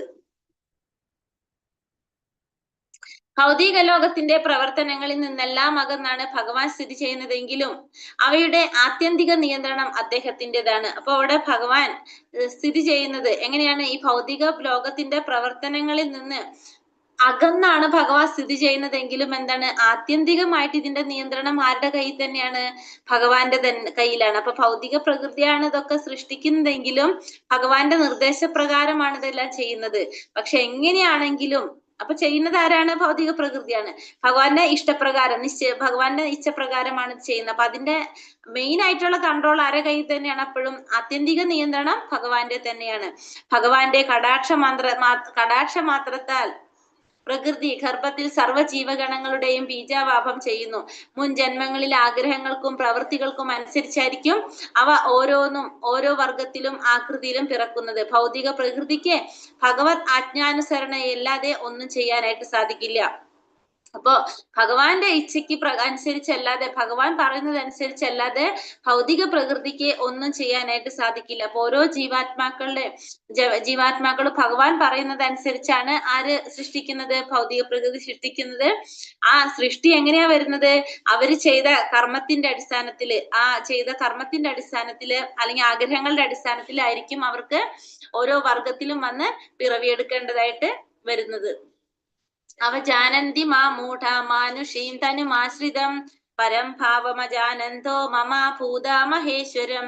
മനുഷ്യരൂപത്തിൽ അവതരിക്കുന്ന എന്നെ മൂഢന്മാർ നിന്ദിക്കുന്നു. എല്ലാറ്റിനും ഈശ്വരനായ എന്റെ അതീന്ദ്രിയ സ്വഭാവം അവർക്ക് അറിഞ്ഞുകൂടാ. ഇനി ഭഗവാൻ മനുഷ്യരൂപത്തിൽ അവതരിക്കുകയാണെങ്കിൽ ഭഗവാനെ ആർക്ക് മനസ്സിലാക്കാൻ സാധിക്കില്ല? മൂഢന്മാർക്ക് മനസ്സിലാക്കാൻ സാധിക്കില്ല. ഭഗവാന്റെ അതീന്ദ്രിയ സ്വഭാവം മനസ്സിലാക്കാൻ സാധിക്കാത്തത് കൊണ്ട് ആ മൂഢന്മാര് ഭഗവാനെ നിന്ദിക്കുകയാണ് ചെയ്യുന്നത്. പ്രപഞ്ചത്തിന്റെ സൃഷ്ടിസ്ഥിതി സംഹാരങ്ങളെ നിയന്ത്രിക്കുന്ന ഭഗവാൻ വെറും ഒരു മനുഷ്യനാകാൻ വയ്യ. കൃഷ്ണനെ കരുത്തേറിയ ഒരു മനുഷ്യനെന്ന് മാത്രം കരുതുന്ന മൂഢന്മാർ പലതുമുണ്ട്. അപ്പൊ ഭഗവാനെ മനുഷ്യനായിട്ട് കരുതുന്നവരാരാണ്? മൂഢന്മാരാണ്. കാരണം ഈ പ്രപഞ്ചത്തിന്റെ സൃഷ്ടിയും സ്ഥിതിയും സംഹാരങ്ങളൊക്കെ നിയന്ത്രിക്കുന്നത് ആര് തന്നെയാണ്? ഭഗവാൻ തന്നെയാണ്. അർജുനന്റെ സഖാവായും കുരുക്ഷേത്ര യുദ്ധത്തിൽ ഏർപ്പെട്ട തന്ത്രജ്ഞനായും മനുഷ്യരെ പോലെ അഭിനയിക്കുന്നു. എന്നാൽ ആ ശരീരം സച്ചിദാനന്ദമയമാണ്. അപ്പോ ഭഗവാൻ അർജുനന്റെ സഖാവായിട്ടും പിന്നെ കുരുക്ഷേത്ര യുദ്ധത്തില് രാജ്യതന്ത്രജ്ഞനായിട്ടും അഭിനയിക്കുന്നുണ്ടെങ്കിലും ഭഗവാന്റെ ശരീരം എങ്ങനെയാണ്? സച്ചിദാനന്ദമയമായിട്ടുള്ളതാണ് ഭഗവാന്റെ ശരീരം. കൃഷ്ണനെ വെറും ഒരു മനുഷ്യനെന്ന് കണക്കാക്കാൻ മൂഢന്മാര് മാത്രമേ കഴിയൂ. സത്ത്, ചിത്ത്, ആനന്ദം എന്നിവയുടെ പ്രതീകമാണ് കൃഷ്ണന്റെ ദിവ്യ ശരീരം എന്ന് അവർക്ക് അറിഞ്ഞുകൂടാ. അപ്പൊ ഭഗവാന്റെ അന്തരംഗ ശക്തിയുടെ പ്രത്യക്ഷീഭാവമാണ് ഭൗതിക ലോകത്തിലേക്കുള്ള അവതാരം. അപ്പോ ഭഗവാനെ വെറും ഒരു മനുഷ്യനായിട്ട് കണക്കാക്കുന്നത് ആരാണ്? മൂഢന്മാര്. അവർക്കൊരിക്കലും ഭഗവാന്റെ ആ ദിവ്യ ശരീരത്തെ കുറിച്ചോ ഭഗവാൻ ആരാണെന്നോ അവർക്ക് മനസ്സിലാക്കാനായിട്ട് സാധിക്കുന്നില്ല.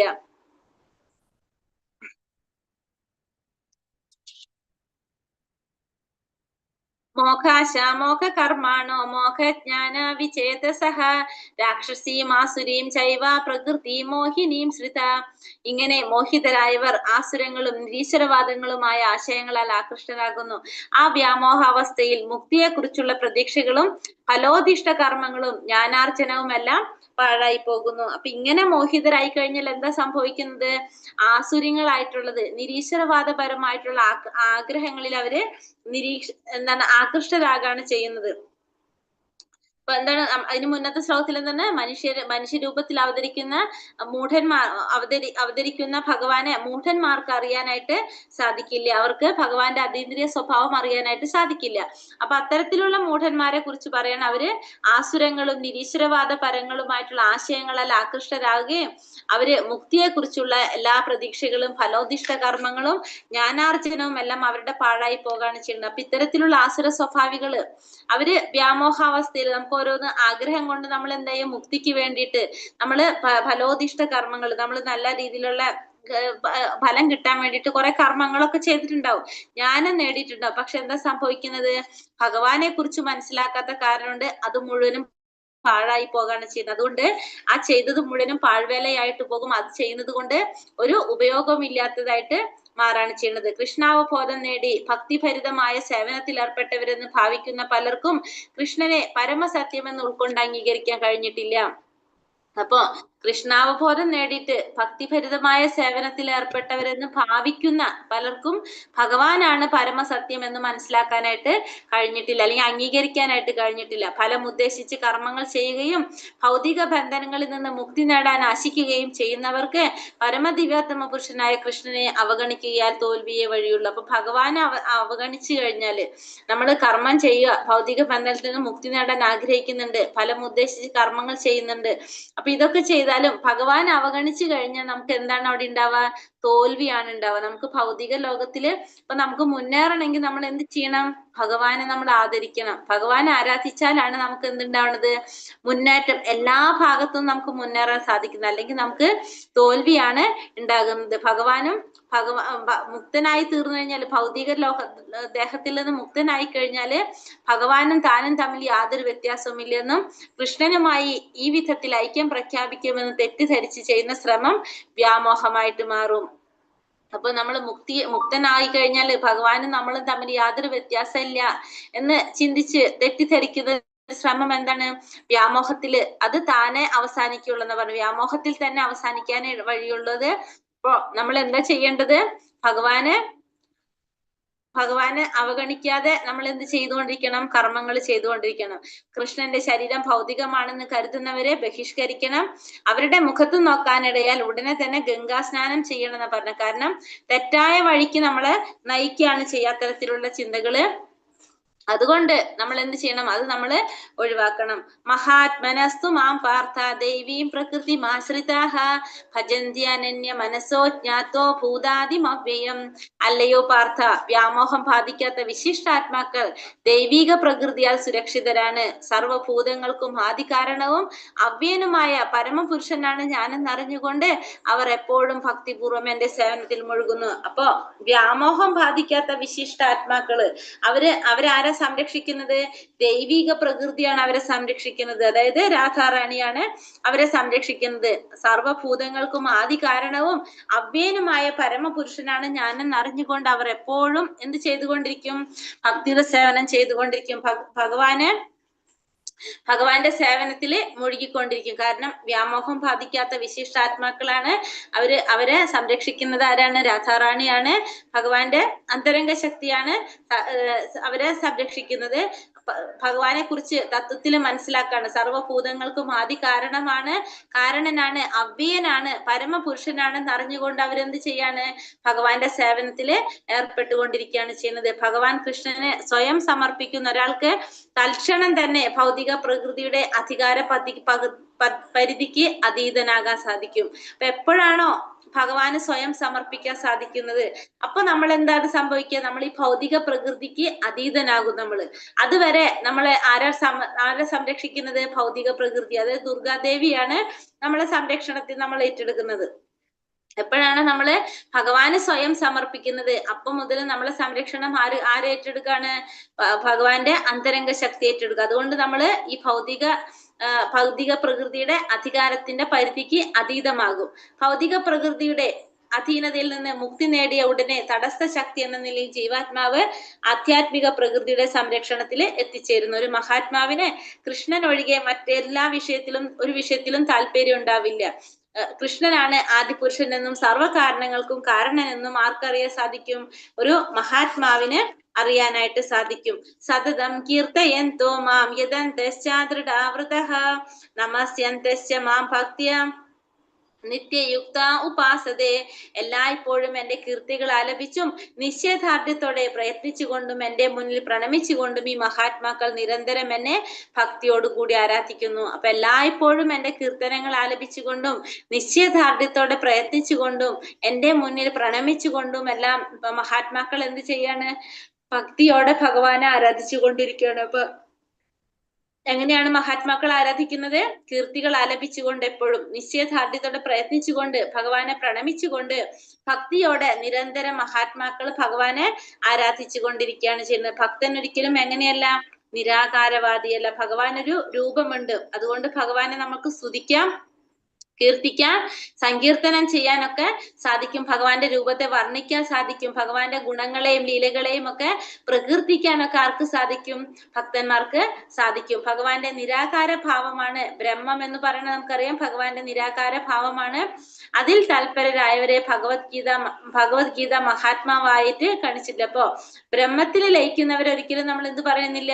മഹാത്മാവെന്ന് പറയുന്നില്ല. ഭക്തിയുടെ സേവനം ആയാസരഹിതമാണ്. കർക്കശ തപശ്ചര്യയോ വ്രതമോ ആവശ്യമില്ല. നിപുണനായൊരു ആധ്യാത്മിക ഗുരുവിന്റെ സഹായമുണ്ടെങ്കിൽ ആർക്കും ഗൃഹസ്ഥനായാലും സന്യാസി ആയാലും ബ്രഹ്മചാരി ആയാലും ശരി, ലോകത്തിൽ എവിടെ ഏത് അവസ്ഥയിൽ ഇരുന്നാലും ഭക്തിയുടെ സേവനത്തോടെ ഭഗവത് ഭക്തിയോടെ സേവന കർമ്മം നിർവഹിക്കുക. അപ്പൊ ഭക്തിയുടെ സേവനം എന്ന് പറയുന്നത് ആയാസരഹിതമായിട്ടുള്ളതാണ്. അപ്പൊ ഇതിന് വലിയ തപശ്ചര്യയോ വ്രതത്തിന്റെ ഒന്നും ആവശ്യമില്ല. നമുക്കൊരു ആധ്യാത്മിക ഗുരുവിനെ കിട്ടിക്കഴിഞ്ഞാൽ ആ ഗുരുവിന്റെ ഉപദേശപ്രകാരം നമുക്ക് എന്ത് ചെയ്യാൻ സാധിക്കും? ഭക്തിയുടെ സേവനത്തിലേക്ക് കടക്കാനായിട്ട് നമുക്ക് സാധിക്കും. ജ്ഞാന യജ്ഞേന ചാപ്യന്യായ ച തോമാമുപാസത്തെ ഏകത്വേന പൃഥക്തേന ബഹുധാ വിശ്വതോമുഖം. ജ്ഞാനാർജനം കൊണ്ട് യജ്ഞം ചെയ്യുന്ന മറ്റു ചിലർ സർവേശ്വരനെ അദ്വിതീയനായും ബഹുരൂപരായും വിശ്വതോന്മുഖനായും ആരാധിക്കുന്നു. ഇപ്പോ ജ്ഞാനം നേടിക്കഴിഞ്ഞാൽ എന്താ സംഭവിക്കുന്ന? യജ്ഞം ചെയ്യുന്ന മറ്റു ചിലര് സർവേശ്വരൻ എങ്ങനെയാണ്? അദ്വിതീയനായിട്ട്, അതുപോലെ തന്നെ ബഹുരൂപനായിട്ട്, പിന്നെ അതുപോലെ തന്നെ വിശ്വതോമുഖനായിട്ടും വിശ്വരൂപത്തിലായിട്ടും, പിന്നെ അതുപോലെ തന്നെ പല വിധത്തിലും നമ്മൾ എന്ത് ചെയ്യാണ്? ഭഗവാനെ ആരാധിക്കുകയാണ് ചെയ്യുന്നത്. പല രൂപത്തിലും ഭഗവാനെ ആരാധിക്കും. ജ്ഞാനാർജനം കൊണ്ട് യജ്ഞം ചെയ്യുന്ന മറ്റു ചിലർ, അതായത് പല തരത്തിലും നമുക്ക് ഭഗവാനെ ആരാധിക്കാനായിട്ട് സാധിക്കും.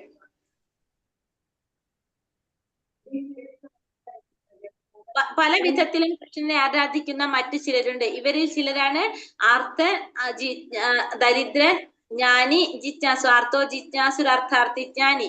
ഈ 4 തരത്തില് ഭഗവാനെ ആരാധിക്കുന്നവര്, ഭഗവാനും താനും ഭിന്നരല്ലെന്ന ബോധത്തോടെ ആത്മാരാധന ചെയ്യുന്നവര്. ഒന്നാമത്തെ കൂട്ടർ എന്താണ്? ഭഗവാനും താനും തമ്മിൽ യാതൊരു വ്യത്യാസമില്ല, താനും ഭഗവാനും ഒന്നാണെന്ന് ചിന്തിച്ച് ആത്മാരാധന നടത്തുന്നവരാണ് ഒന്നാമത്തെ കൂട്ടര്. രണ്ടാമത്തത് ഭഗവാനെ ഏതെങ്കിലും ഒരു രൂപത്തിൽ വിഭാവനം ചെയ്ത് അതിനെ ആരാധിക്കുന്നവർ. ഇപ്പൊ ഭഗവാന്റെ ഏതെങ്കിലും ഒരു രൂപത്തെ വിഭാവനം ചെയ്തുകൊണ്ട് ആ രൂപത്തിൽ ആരാധിക്കുന്നവരാണ് രണ്ടാമത്തെ കൂട്ടര്. മൂന്നാമത്തെ കൂട്ടര് ഭഗവാന്റെ വിശ്വരൂപത്തെ ആരാധിക്കുന്നവർ. അങ്ങനെ 3 കൂട്ടര് ആണ് പറയണത് ഭഗവാനെ ആരാധിക്കുന്നവര്. ഒന്ന്, ഭഗവാനും താനും ഒന്നാണെന്ന് ചിന്തിച്ചുകൊണ്ട് ആത്മാരാധന ചെയ്യുന്നവര്, ഭഗവാന്റെ ഏതെങ്കിലും രൂപത്തെ ആരാധിക്കുന്നവര്, ഭഗവാന്റെ വിശ്വരൂപത്തെ ആരാധിക്കുന്നവര്. അങ്ങനെ 3 കൂട്ടര്. അഹം ക്രതൂരഹം യജ്ഞ സ്വാതാഹമഹ ഔഷധം മന്ത്രോഹമേവാജ്യ അഹാമഗ്നീരഹം ഹൃതം. ക്രിയവും യജ്ഞവും ഞാനാകുന്നു. ക്രിയയും യജ്ഞവും ഞാനാകുന്നു. പിതൃക്കൾക്ക് നൽകപ്പെടുന്ന ഹവ്യവും ഔഷധവും അഭൗതിക മന്ത്രങ്ങളും ഞാനത്രേ. അഗ്നിയും അതിൽ ഹോമിച്ചവയും നെയ്യും ഞാൻ തന്നെ. അപ്പൊ ഇനി എന്താ പറയണത്? ക്രിയ, നമ്മൾ ചെയ്യുന്ന ക്രിയ, യജ്ഞം, ഇതൊക്കെ ആര് തന്നെയാണ്?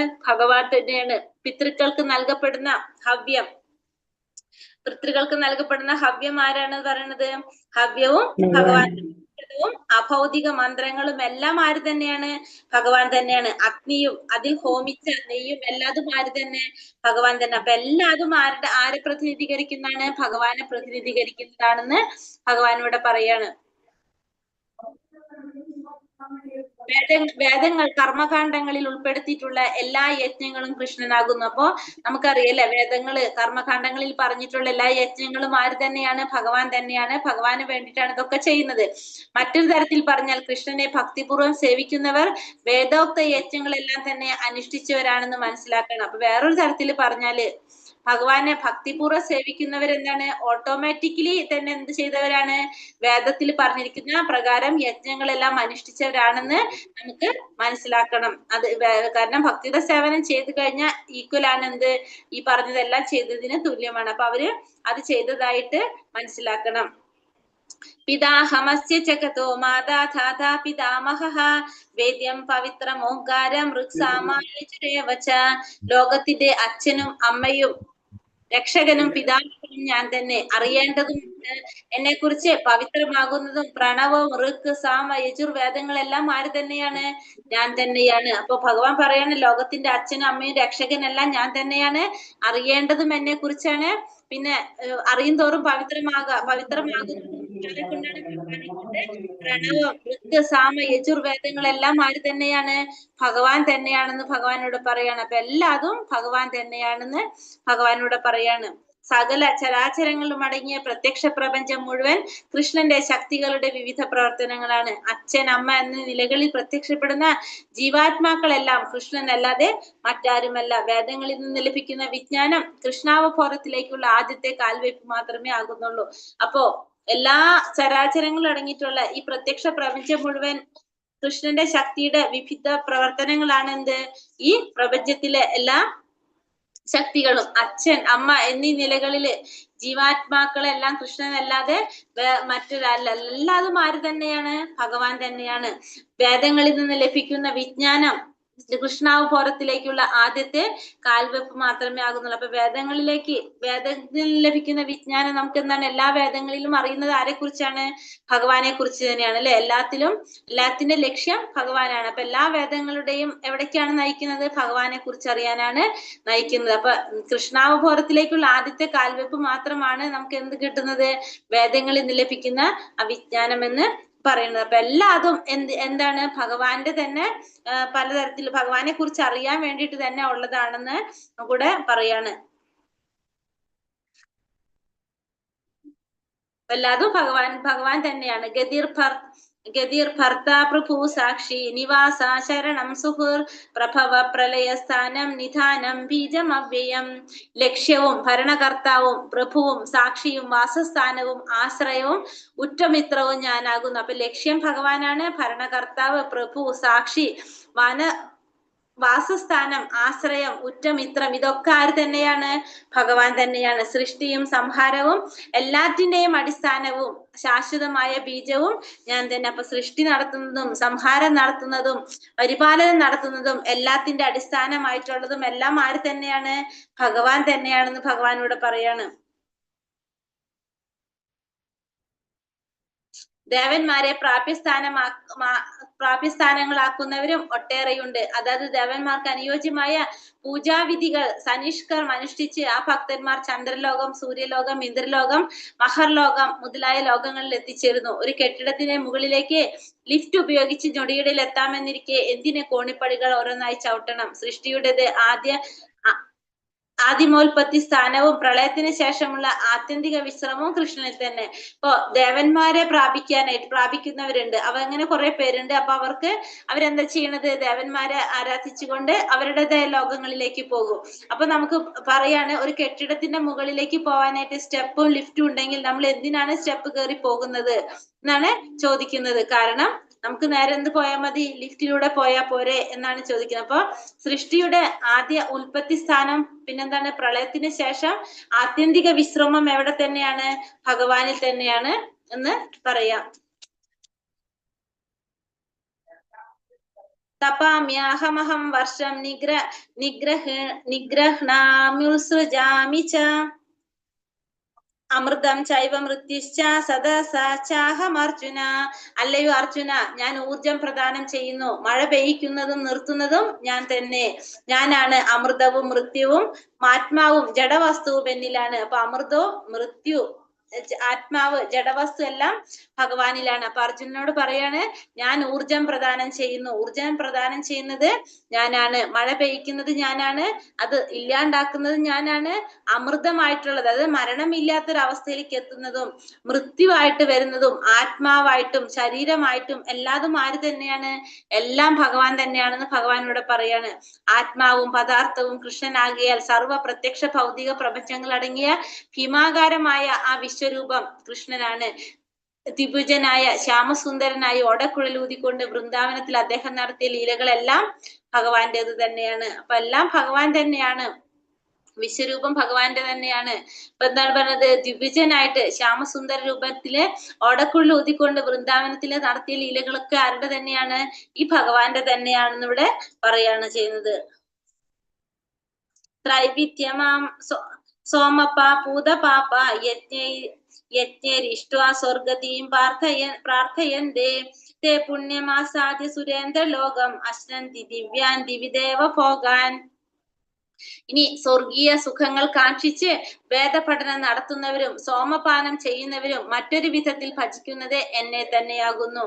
പാപഫലങ്ങളിൽ നിന്ന് വിമുക്തരായിട്ട് പുണ്യലോകമായ ഇന്ദ്രന്റെ സ്വർഗത്തിൽ ജനിച്ച് അവർ ദിവ്യ സുഖങ്ങളെ അനുഭവിക്കുന്നു. അപ്പൊ സ്വർഗീയ സുഖങ്ങളൊക്കെ ആഗ്രഹിച്ചുകൊണ്ട് വേദപഠനം നടത്തുന്നവരും സോമപാനം ചെയ്യുന്നവരൊക്കെ ഭജിക്കുന്നത് ആരെ തന്നെയാണ്? ഭഗവാനെ തന്നെയാണ്. അപ്പോ പാപഫലങ്ങളിൽ നിന്ന് മുക്തരായി പുണ്യലോകമായിട്ടുള്ള ഇന്ദ്രന്റെ സ്വർഗത്തിൽ ജനിച്ചുകൊണ്ട് അവർക്ക് എന്ത് അനുഭവിക്കാൻ സാധിക്കും? ദിവ്യമായിട്ടുള്ള സുഖങ്ങളൊക്കെ അനുഭവിക്കാനായിട്ട് ഇത്തരക്കാർക്ക് സാധിക്കും. തേതം ഭുക്ത സ്വർഗലോകം വിശാലം ക്ഷീണേ പുണ്യേ മർത്യലോകം വിശന്തി ഏവം ത്രയീ ധർമ്മമനുപ്രപന്ന ഗതാഗതം കാമകാമാലഭന്തേ. ഇങ്ങനെ സ്വർഗീയങ്ങളായ ഇന്ദ്രിയ സുഖങ്ങൾ ഒട്ടേറെ അനുഭവിച്ച് തങ്ങൾ ചെയ്ത പുണ്യകർമ്മങ്ങളുടെ ഫലമെല്ലാം നഷ്ടപ്പെടുമ്പോൾ അവർ ഈ നശ്വരമായ ഭൂമിയിലേക്ക് തിരിച്ചെത്തുന്നു. വേദത്രയ പ്രമാണങ്ങളിൽ ഉറച്ചു നിൽക്കുന്ന സുഖാനുഭോഗാന്വേഷികൾക്ക് ജന്മമൃത്യു പരമ്പരയില്ലാതെ മറ്റൊന്നും കിട്ടാനില്ല. അപ്പോ ഇത്തരത്തില് സ്വർഗീയ സുഖങ്ങൾക്ക് വേണ്ടിയിട്ട് എന്ത് ചെയ്യാണ്? കുറെ കർമ്മങ്ങൾ ചെയ്യും. ആ പുണ്യകർമ്മങ്ങളുടെ ഫലങ്ങള് ചെയ്യുമ്പോൾ നമുക്ക് അത് അനുഭവിക്കേണ്ടതായിട്ട് വരും. അപ്പൊ അനുഭവിക്കാനായിട്ട് നമ്മൾ എന്ത് ചെയ്യും? നമ്മൾ ഉപരിലോകങ്ങളിലേക്ക് സ്വർഗലോകങ്ങളിലേക്ക് പോകും. അവിടെ ചെന്ന് നമ്മൾ ചെയ്ത പുണ്യത്തിന്റെ ഫലങ്ങൾ മുഴുവൻ അനുഭവിച്ചു കഴിയുമ്പോൾ വീണ്ടും നമുക്ക് എന്ത് വേണ്ടി വരും? നമ്മള് ഈ ഭൗതിക ലോകത്തിലേക്ക് തിരിച്ചു വരേണ്ടതായിട്ട് വരും നമുക്ക്. എന്നിട്ട് വീണ്ടും നമ്മള് ഇവിടെ ബാക്കിയുള്ളത് അനുഭവിക്കുന്നുണ്ട്. അപ്പൊ ഇത് ഈ ജന്മമൃത്യു പരമ്പര ഇങ്ങനെ നടന്നുകൊണ്ടിരിക്കും. അപ്പൊ ഈ സുഖാനുഭോഗികൾക്ക് ഇതല്ലാതെ വേറൊന്നും കിട്ടാനില്ല എന്നിവിടെ പറയാണ്. ഉന്നത ഗ്രഹങ്ങളിലേക്ക് സ്ഥാനക്കയറ്റം കിട്ടുന്നവർ പുണ്യകർമ്മങ്ങളുടെ ഫലമെല്ലാം നഷ്ടപ്പെടുമ്പോൾ വീണ്ടും ഭൂമിയിലേക്ക് അയക്കപ്പെടുന്നു. ഗ്രഹവ്യൂഹങ്ങളിലൂടെ ജനിച്ചും മരിച്ചും ചുറ്റിത്തിരികയാണവർ. സച്ചിദാനന്ദാത്മകമായ ഒരു ശാശ്വത ജീവിതം അനുഭവിക്കാനും പിന്നീട് ഒരിക്കലും തിരിച്ചു കഴിക്കാനും വേണ്ടി ആധ്യാത്മിക ലോകം തേടുകയാണ് ഏവരും ചെയ്യേണ്ടത്. അപ്പൊ എങ്ങനെ എന്താണ് സംഭവിക്കുന്നത്? നമ്മൾ പുണ്യ ഫലങ്ങൾ അനുഭവിക്കാൻ വേണ്ടിയിട്ട് നമ്മൾ വീണ്ടും ഉപരിലോകങ്ങളിൽ പോകും. അത് കഴിഞ്ഞതിന് ശേഷം വീണ്ടും നമ്മൾ ഇവിടെ തന്നെ വന്ന് വീണ്ടും നമ്മൾ കർമ്മം ചെയ്തുകൊണ്ടേയിരിക്കുകയാണ് ചെയ്യുന്നത്, ബാക്കിയുള്ള ഫലങ്ങൾ അനുഭവിക്കാൻ വേണ്ടിയിട്ട്. പക്ഷെ ശരിക്കും നമ്മൾ എന്താ ചെയ്യേണ്ടത്? ഭൗതിക ലോകത്തിലേക്ക് തിരിച്ചു വരാൻ കഴിയാത്ത വിധത്തില് നമ്മൾ എന്ത് ചെയ്യണം? ആധ്യാത്മിക ലോകം തേടണം എന്നാണ് ഇവിടെ പറയുന്നത്. ഹരേ കൃഷ്ണ. ബുദ്ധിമുട്ടുണ്ടോ? എടുക്കണോ? കുറച്ചും കൂടി നാളെ എടുത്താ മതിയോ? എടുക്കാം മാതാജി. കുഴപ്പമില്ല അല്ലെ? ഇല്ല, 2-3 ദിവസം ഇല്ലാത്തവരുണ്ട്, ഇരിക്കാനൊരു പ്രശ്നം ഉണ്ടെന്ന് അറിയാൻ വേണ്ടി ചോദിച്ചതാ. ഹരേ കൃഷ്ണ. അപ്പൊ നമുക്ക് എടുക്കാം.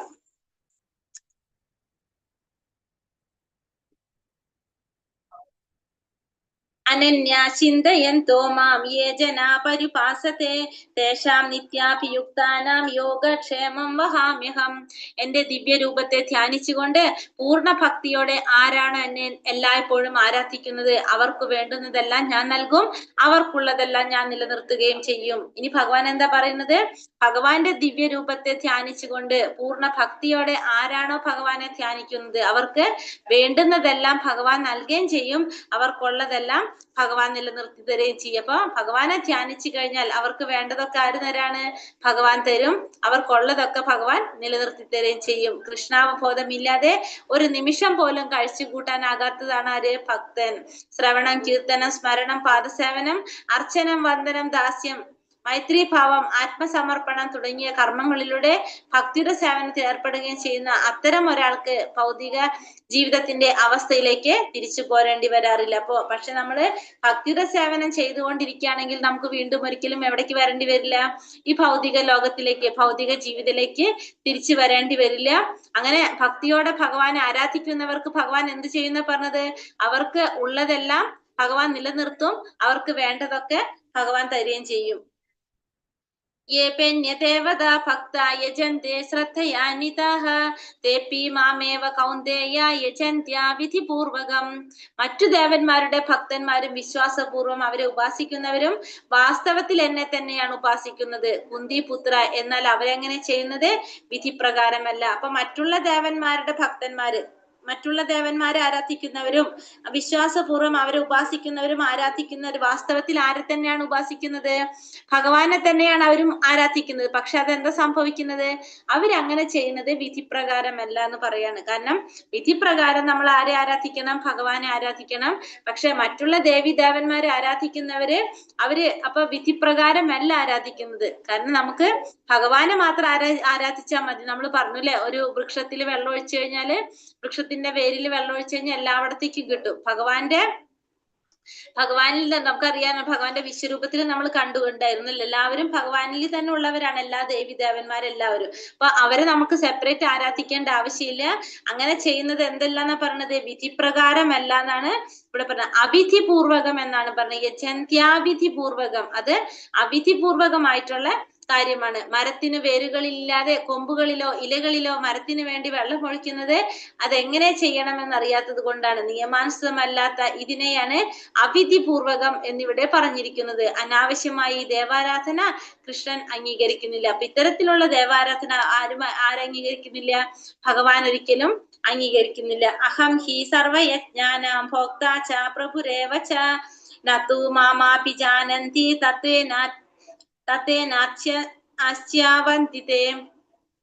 തത്തേനാദശ്ചവന്തിതേ.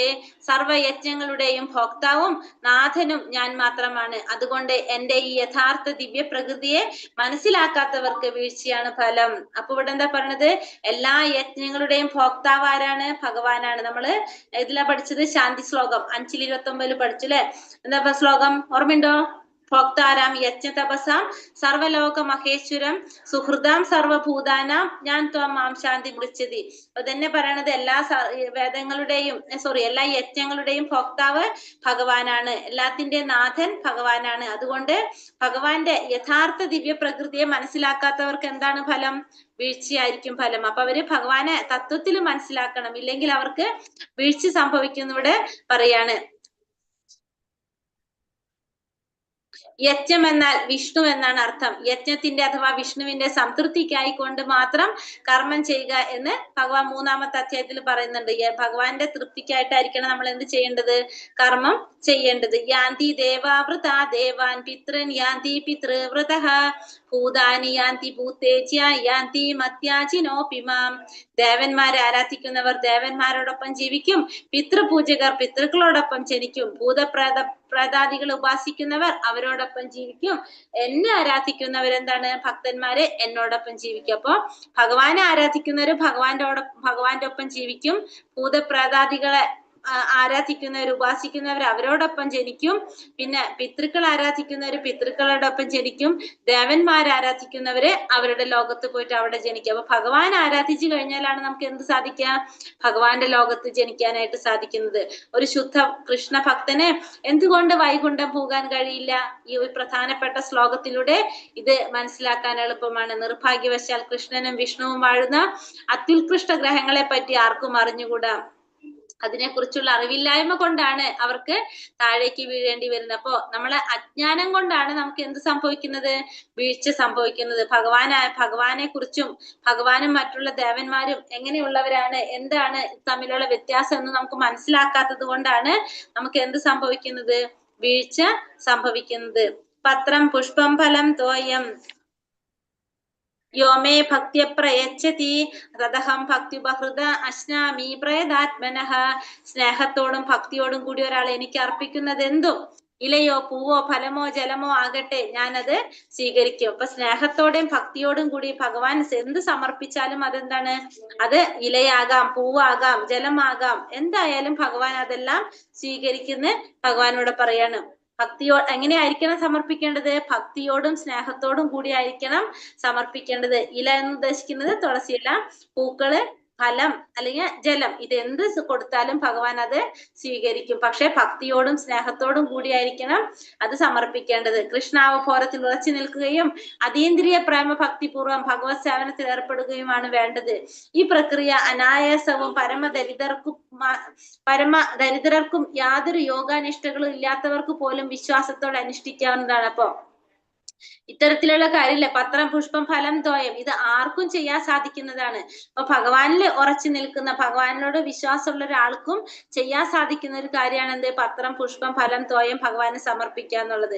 അത് ഭഗവാൻ സന്തോഷത്തോടെ സ്വീകരിക്കും. ഭക്തിയോടെയാണ് സമർപ്പിക്കുന്നതെങ്കിൽ ഭഗവാൻ അത് സന്തോഷത്തോടെ സ്വീകരിക്കും. അപ്പൊ ഒരു കാര്യം മാത്രമേ ചെയ്യണ്ടൂ, നമ്മൾ സമർപ്പിക്കുന്നത് സന്തോഷത്തോടെ സ്നേഹത്തോടെ സമർപ്പിക്കാം. ഒരു ഭക്തൻ തരുന്ന കൊച്ചു പൂവും കൂടി അദ്ദേഹം സ്വീകരിക്കും. ഭക്തി ഇല്ലാത്തതിന്റെ ഒരു ഉപഹാരം ആര് സ്വീകരിക്കില്ല?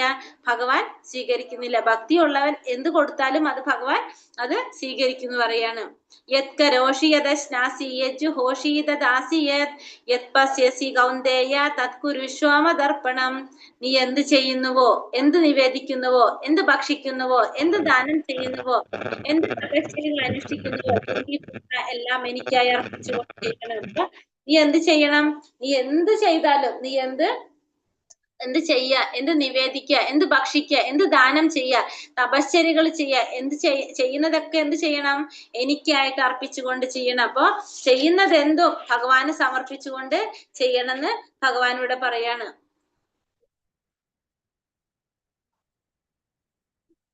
ഏത് സന്ദർഭത്തിലും കൃഷ്ണനെ മറന്നു പോകാതെ വിധത്തിലായിരിക്കണം ജീവിതത്തെ ചിട്ടപ്പെടുത്തേണ്ടത്. ഓരോ മനുഷ്യന്റെയും കടമയാണിത്. ജീവിക്കാൻ വേണ്ടി എല്ലാവരും ഭക്ഷണം കഴിക്കേണ്ടിയിരിക്കുന്നു. അപ്പോൾ കൃഷ്ണന് നിവേദിച്ച ആഹാരം സ്വീകരിക്കുകയല്ലേ നല്ലത്. അപ്പൊ ഭഗവാനോട് എന്താ പറയണത്? നീ എന്ത് ചെയ്യുന്നു? യത്കരോഷി യദശ്നാസി യജ്ജി ഹോഷി ദാസി എന്ന് പറയല്ലേ. അതായത് നീ എന്ത് ചെയ്യുമ്പോഴും, നീ എന്ത് പ്രവർത്തിക്കുമ്പോഴും, എന്ത് നിവേദിക്കുമ്പോഴും എന്താണ്? എന്നയ്ക്ക് വേണ്ടി സമർപ്പിച്ചിട്ട് ചെയ്യണം എന്ന് പറഞ്ഞു. അതായത് എന്തിനാണ്? നമ്മുടെ ജീവിതത്തിൽ ഒരു സമയം പോലും ഇല്ലാതിരിക്കാണ്ട്, ഒരു സെക്കൻഡ് പോലും ഭഗവാനെ കുറിച്ച് ഓർക്കാതെ നമ്മുടെ ജീവിതത്തിൽ ഇല്ലാതിരിക്കാൻ വേണ്ടിയിട്ട് നമ്മളെ ജീവിതത്തെ ചിട്ടപ്പെടുത്താണ് ആര്? ഭഗവാൻ. ഇവിടെ അതിനു വേണ്ടിയിട്ടാണ് ഭഗവാൻ ഇവിടെ പറയുന്നത്. അപ്പൊ അങ്ങനെ ചെയ്യാൻ വേണ്ടിയിട്ട് ഭഗവാൻ നമ്മളോട് പറയാണ് എന്ത് പ്രവർത്തിക്കുമ്പോഴും ഭഗവാന് സമർപ്പിച്ചുകൊണ്ട് ചെയ്യാനായിട്ട്.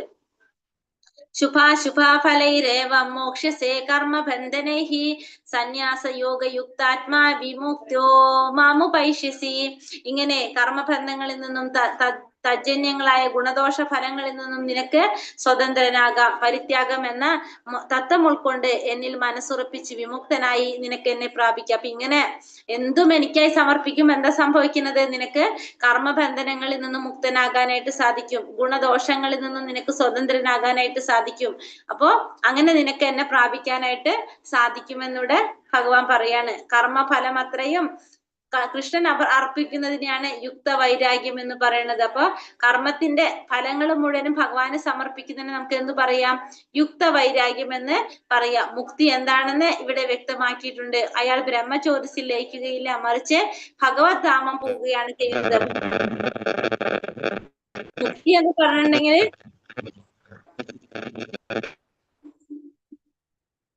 മുക്തി എന്ന് എന്താണ് പറയണത്? ഒരാള് ബ്രഹ്മജ്യോതിസിൽ ലയിക്കുന്നില്ല, മറിച്ച് ഭഗവാന്റെ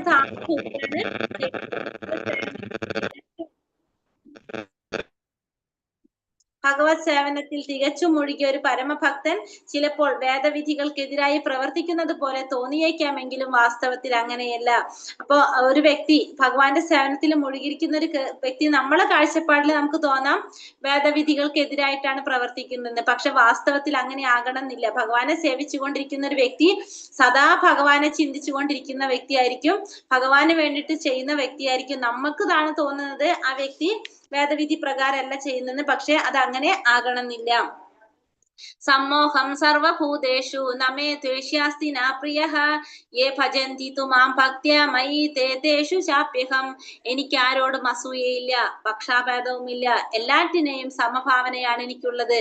പക്ഷേ ഭക്തി പുരസരം ആരാണ് എന്നെ സേവിക്കുന്നത് അയാൾ എന്റെ സുഹൃത്തും ഞാൻ അയാളുടെ സുഹൃത്തുമാണ്. അവൻ എന്നിൽ അധിവസിക്കുന്നു. അപ്പൊ ഭഗവാൻ പറയാണ്, എനിക്ക് ആരോടും എന്തില്ല? അസൂയില്ല, പക്ഷാഭേദമില്ല, എല്ലാവരെയും സമഭാവനയോടാണ് കാണുന്നത്. പക്ഷെ എന്താണ്? ആരാണ് എന്നെ ഭക്തി പുരസരം എന്നെ സേവിക്കുന്നത്, അതായത് ഭഗവാന്റെ ഭക്തൻ ആരാണോ അയാൾ എന്റെ സുഹൃത്തായിരിക്കും, ഞാൻ അയാളുടെ സുഹൃത്തായിരിക്കും, അവൻ എന്നിൽ അധിവസിക്കുന്നു. അപ്പൊ ഒരു ചെറുതായിട്ടൊരു സോഫ്റ്റ് കോർണർ ആരോടുണ്ട്? ഭക്തന്മാരോട് ഭഗവാനുണ്ട്.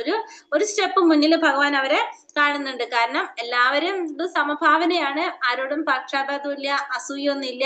പക്ഷെ ഭക്തി പുരസ്സരം ഭഗവാനെ ആരാധിക്കുന്നവർക്ക് അല്ലെങ്കിൽ സേവിക്കുന്നവർക്ക് ഭഗവാൻ എപ്പോഴും സുഹൃത്തായിരിക്കും. ആ വ്യക്തി ഭഗവാന്റെ സുഹൃത്തുമായിരിക്കും.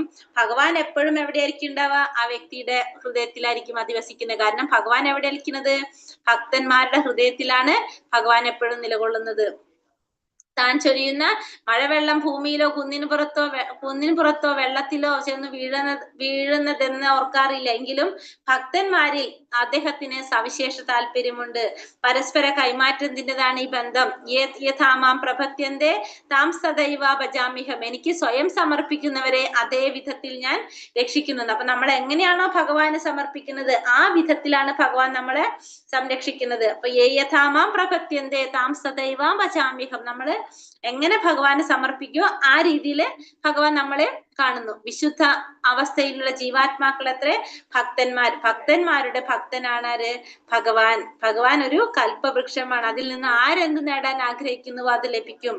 നമ്മൾ എങ്ങനെയാണോ നേടാൻ ആഗ്രഹിക്കുന്നത് അതേപോലെ ഭഗവാൻ നമുക്ക് തരും. നമ്മുടെ യോഗ്യതകൾക്കനുസരിച്ച് ഭക്തന്മാരുടെ ഹൃദയത്തിലാണ് ആരിയ്ക്കുന്നത്? ഭഗവാൻ ഇരിക്കുന്നത്. ഭക്തന്മാരുടെ ഭക്തനാണ് ഭഗവാൻ. അചി ചേത് സുദുരാചാരോ ഭജത്തെ മാമനന്യഭാഗ് സാധുരേവസ്യ മന്തവ്യ സമ്യക് വ്യവസിതോ ഹി സഹ. ഒരാൾ അത്യന്തം ഹീനമായൊരു ദുഷ്കർമ്മം ചെയ്താൽ പോലും ഭക്തിപൂർവ്വം ഭഗവത് സേവനത്തിൽ ഏർപ്പെടുന്ന പക്ഷം അയാളെ സാധു എന്ന് കരുതണം. കാരണം തന്റെ ദൃഢവിശ്വാസത്തിൽ അയാൾ ശരിയായി വർത്തിക്കുന്നു. അപ്പൊ ചിലപ്പോ അത്യന്തം ഹീനമായിട്ടുള്ള ഒരു പ്രവൃത്തി ഒരു ഭക്തൻ ചെയ്താൽ പോലും ആ ഭക്തി പുരസ്സരം സേവനത്തിൽ ഏർപ്പെട്ടുകൊണ്ടിരിക്കുന്ന ഒരു പക്ഷം ആ വ്യക്തിയെ നമ്മൾ എന്തായിട്ട് കരുതണം? സാധുവായിട്ട് കരുതണം. കാരണം തന്റെ ദൃഢവിശ്വാസത്തിൽ അയാള് ശരിയായിട്ട് വർത്തിക്കുന്ന ഒരു വ്യക്തിയായിരിക്കും. അപ്പൊ അത്യന്തം ഹീനമായ ഒരു പ്രവൃത്തിയാണ് ചെയ്യുന്നതെങ്കിൽ തോന്നിയാലും ഭക്തിപൂർവ്വം ഭഗവത് സേവനം ചെയ്തുകൊണ്ടിരിക്കുന്ന വ്യക്തിയാണെങ്കിൽ ആ വ്യക്തി ആരാണ്? സാധുവാണെന്നാണ് ഭഗവാൻ പറയുന്നത്. ഭക്തനായ ജീവാത്മാവിന്റെ പ്രവർത്തനം രണ്ട് വിധത്തിലാണ്. ഒന്ന് ബദ്ധാവസ്ഥ സഹജം, മറ്റേത് മൗലികം. ചിലപ്പോൾ കൃഷ്ണാവബോധവസ്ഥനായ ഒരു മനുഷ്യൻ സാമൂഹ്യമായോ രാഷ്ട്രീയമായോ ഹീനമായി ഗണിക്കപ്പെടുന്ന ഒരു പ്രവൃത്തി ചെയ്തെന്ന് വരാം. ആ ക്ഷണികമായ പതനം അയാളെ അനർഹനാക്കി കളയില്ല. ചന്ദ്രനിൽ കാണാവുന്ന കളങ്കം ചന്ദ്രപ്രകാശത്തിന്റെ പ്രസരണത്തിന് തടസ്സമാകാറില്ല. ഭഗവതി സേവനത്തിൽ നിരതനായ ഒരാൾക്ക് ഏത് ഹീനകൃത്യം ചെയ്യാമെന്ന് ആരും തെറ്റിദ്ധരിക്കുകയും അരുത്. ഭൗതിക ബന്ധങ്ങളുടെ താങ്ങാനാവാത്ത സമ്മർദ്ദത്താൽ സംഭവിക്കാവുന്ന യാദൃശികമായ ഒരു മാർഗഭ്രംശത്തെയാണ് ഈ ശ്ലോകം സൂചിപ്പിക്കുന്നത്. അപ്പൊ ഭക്തിയുടെ സേവനം ചെയ്തിരിക്കുന്ന വ്യക്തിക്ക് ഏതെങ്കിലും രീതിയിൽ ചെറിയ എന്തെങ്കിലും എന്തെങ്കിലും കർമ്മങ്ങൾ ചെയ്യുന്നത്, ദുഷ്കർമ്മം ചെയ്തു കഴിഞ്ഞാൽ പോലും അവരെ നമ്മൾ എന്തായിട്ട് കാണണം? അവരെ സാധുവായിട്ട് തന്നെ കാണണം. കാരണം അവര് ഭക്തിയുടെ സേവനം ചെയ്യുന്ന വ്യക്തി ആയതുകൊണ്ട് തന്നെ നമ്മൾ അയാളുടെ ആ ദൃഢവിശ്വാസത്തിൽ അയാൾ ശരിയായി വർത്തിക്കുന്ന വ്യക്തിയായിരിക്കും. അതുകൊണ്ട് ആ വ്യക്തിയെ നമ്മൾ ആരായിട്ട് കാണാൻ പാടില്ല? സാധുവല്ലാത്ത രീതിയിൽ, നമ്മൾ ഭക്തനല്ലാതെ ആ വ്യക്തിയെ കാണാനായിട്ട് പാടില്ല എന്ന് പറയാണ്. ക്ഷിപ്രം ഭവതി ധർമാത്മാ ശാന്തിയും നിഗച്ഛതി കൗന്ദേയ പ്രതിജാനീഹി നമേ ഭക്ത പ്രണശ്യതി. അവൻ വേഗത്തിൽ ധാർമ്മികനായി തീർന്ന് ശാശ്വതമായ ശാന്തി നേടും. അവർക്ക് പെട്ടെന്ന് തന്നെ എന്ത് നേടാൻ സാധിക്കും? ശാന്തി നേടാനായിട്ട്, ധാർമ്മികനായിട്ട് ശാന്തി നേടാനായിട്ട് സാധിക്കും. എന്റെ ഭക്തൻ ഒരിക്കലും നാശം സംഭവിക്കുന്നില്ല എന്ന് കുന്തിപുത്ര ഉറപ്പിച്ച് പ്രഖ്യാപിക്കുക. എന്നിട്ട് അർജുനനോട് പറയാണ്, നീ എന്ത് ചെയ്യണം? എന്റെ ഭക്തൻ ഒരിക്കലും നാശം സംഭവിക്കുന്നില്ല എന്ന് ഉറപ്പിച്ചു പ്രഖ്യാപിക്കാൻ അർജുനനോട് ഭഗവാൻ ആവശ്യപ്പെടുകയാണ് ചെയ്യുന്നത്. നമ്മെ ഭക്തിയ പ്രണശ്യതി, എന്റെ ഭക്തൻ ഒരിക്കലും നാശം സംഭവിക്കുന്നില്ല. അപ്പൊ ഹീനകൃത്യങ്ങൾ കരുതിക്കൂട്ടിയോ അല്ലാതെയോ ചെയ്യുന്ന ഒരാൾ എങ്ങനെ ഒരു ശുദ്ധഭക്തനാകും?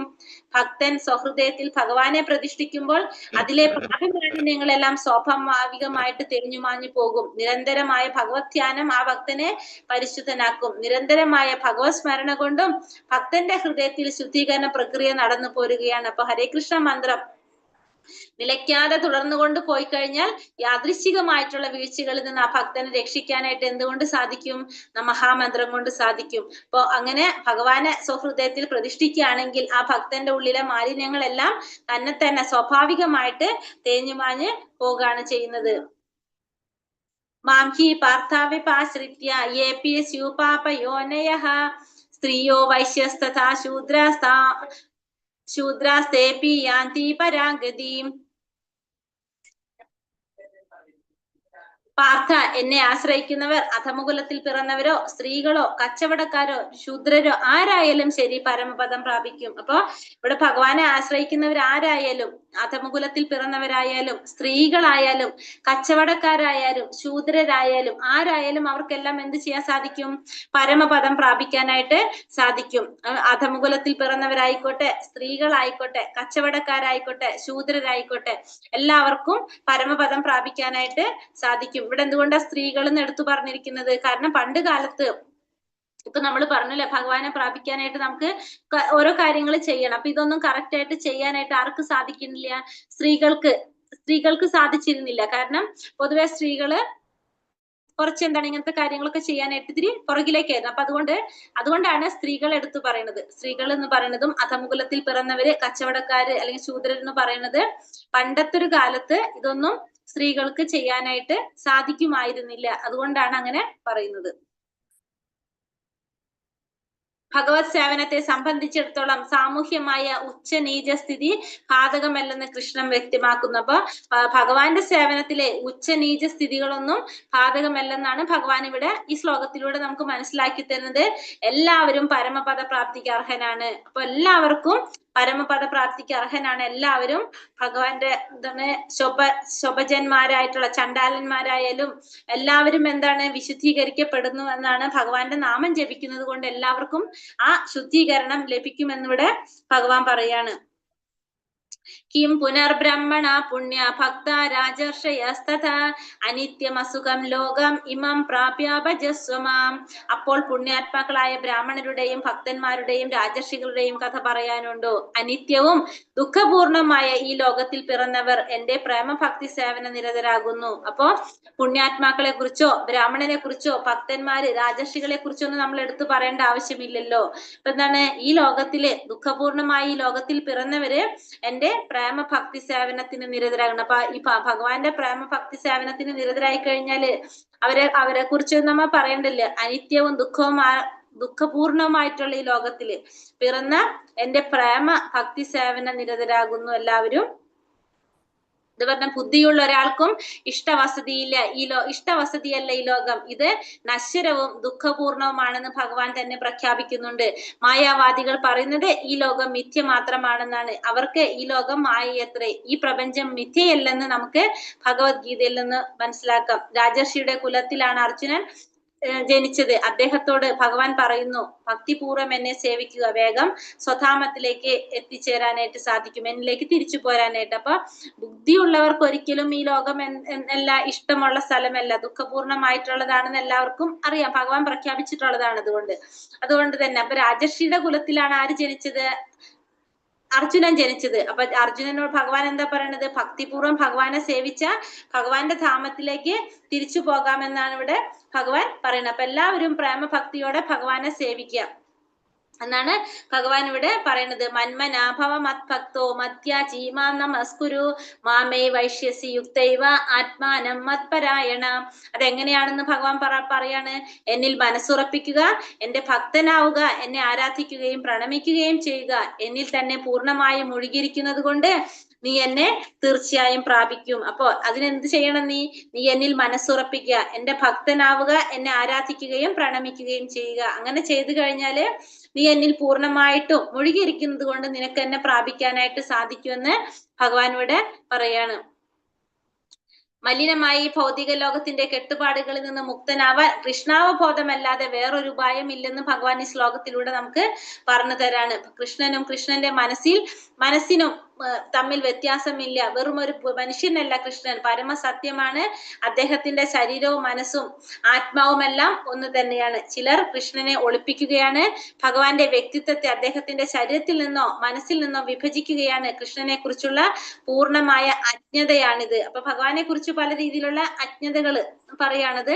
തികച്ചും പരിശുദ്ധി നേടാത്തവർ നിരാകാര ബ്രഹ്മജ്യോതിസിലും സ്ഥാനീയമായ പരമാത്മാവിലും ആകൃഷ്ടരായി പോകുന്നു. എന്നാൽ ശുദ്ധഭക്തൻ എപ്പോഴും എന്താണ്? ഭഗവാനെയാണ് പ്രാപിക്കുന്നത്, ഭഗവാനെയാണ് സേവിക്കുന്നത്. കംസൻ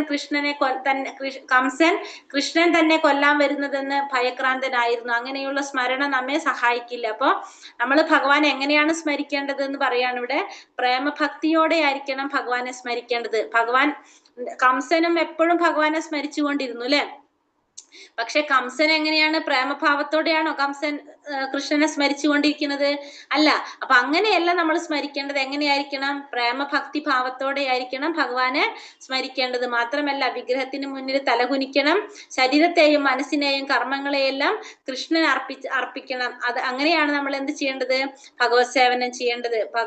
കൃഷ്ണ കഥകളുടെ ശ്രവണം, കീർത്തനം മുതലായ 9 ക്രിയകളില് ഏർപ്പെട്ടുകൊണ്ടിരിക്കണം. അപ്പൊ അങ്ങനെ നമുക്ക് എന്ത് ചെയ്യാൻ സാധിക്കും? ഭഗവാനെ പ്രാപിക്കാനായിട്ട് സാധിക്കും. ഭഗവാന്റെ മനസ്സുറപ്പിക്കണം, ഭഗവാന്റെ ഭക്തനാകണം, ഭഗവാനെ ആരാധിക്കുകയും പ്രണമിക്കുകയും ചെയ്യണം. അങ്ങനെ മുഴുകിക്കൊണ്ടിരുന്നു കഴിഞ്ഞാൽ തീർച്ചയായിട്ടും നമുക്ക് ഭഗവാനെ പ്രാപിക്കാനായിട്ട് സാധിക്കുമെന്ന് ഭഗവാൻ ഇവിടെ പറയാണ്. ഹരേ കൃഷ്ണ കൃഷ്ണ കൃഷ്ണ ഹരേ ഹരേ, ഹരേ രാമ രാമ രാമ ഹരേ ഹരേ. വഞ്ചാകൽപതരൂപേശ്ച കൃപാ സിന്ധോഭ്യവ ച പതിതാനാം പാവനേഭ്യോ വൈഷ്ണവേഭ്യോ നമോ നമഃ. അനന്തകോടി വൈഷ്ണവൃന്ദിക്ക് ജയ്, ശ്രീല പ്രഭാതിക്ക് ജയ്, ഗുരുദേവിക്ക് ജയ്, നിതായ് ഗൗരപ്രേമാനന്ദേ ഹരി ഹരി ബോൾ. ഹരേ കൃഷ്ണ. എല്ലാവർക്കും നന്ദി. ക്വസ്റ്റ്യൻസ് നോക്കാം. ഇവിടെ ഈ അറിവ് എന്ന് പറയുന്നത് എന്തിനെ കുറിച്ചാണ്? ശുദ്ധമായ ഭക്തിയുടെ സേവനത്തെയാണ്. സേവനത്തെ കുറിച്ച്. വിശ്വാസം എന്നാൽ എന്താണ്? ഭഗവാൻ കൃഷ്ണനെ സേവിക്കുന്നത് കൊണ്ട് പരിപൂർണത നേടാൻ കഴിയും എന്ന ഉറച്ച ബോധം. ബോധത്തെയാണ് വേറൊരെണ്ണം കൂടെ പറയുന്നുണ്ടല്ലോ മാതാജി, അത് എഴുതാൻ പറ്റുമോ? മറ്റെല്ലാ പദ്ധതികളെയും ഉപേക്ഷിച്ച് ശ്രീകൃഷ്ണ ഭഗവാന്റെ സേവനത്തിൽ ഏർപ്പെടണം. ഈ ജീവിത തത്വത്തിലുള്ള സ്ഥൈര്യം അത്രേ വിശ്വാസം. അതും പറ്റുമോ? അല്ല, വിശ്വാസം എന്ന് വെച്ചിട്ടുണ്ടെങ്കിൽ ആദ്യത്തെ മതി. കാരണം ഭഗവാനിൽ നമുക്ക് വിശ്വാസം ഉണ്ടാവാം. ആദ്യത്തെ മതി. കൽപ്പം എന്ന് വെച്ചാൽ എന്താണ്? ബ്രഹ്മാവിന്റെ ഒരു പകൽ. ഒരു പകലാണ് കൽപ്പം. ബ്രഹ്മാവിന്റെ ആയുസ് എത്രയാണ്? 100 വത്സരങ്ങൾ. 100 നൂറ്റാണ്ട് നിലനിൽക്കുന്നതാണ് ബ്രഹ്മാവിന്റെ ജീവിതകാലം. 100 വർഷം. 100 വയസ്സല്ല ബ്രഹ്മാവിന്? 100 വർഷം. മഹാത്മാക്കൾ ഭഗവാനെ നിരന്തരം എങ്ങനെയാണ് ആരാധിക്കുന്നത്? എല്ലായ്പ്പോഴും ഭഗവാന്റെ കീർത്തികൾ ആലപിച്ചും നിശ്ചയദാർഢ്യത്തോടെ പ്രയത്നിച്ചുകൊണ്ടും ഭഗവാന്റെ മുന്നിൽ പ്രണമിച്ചുകൊണ്ടും മഹാത്മാക്കൾ നിരന്തരം ഭക്തിയോടുകൂടി ഭഗവാനെ ആരാധിക്കുന്നു. എങ്ങനെയുള്ളവർക്ക് ഭഗവാനെ പ്രാപിക്കാം? ഭഗവാനിൽ മനസ്സുറപ്പിച്ച ഭക്തന്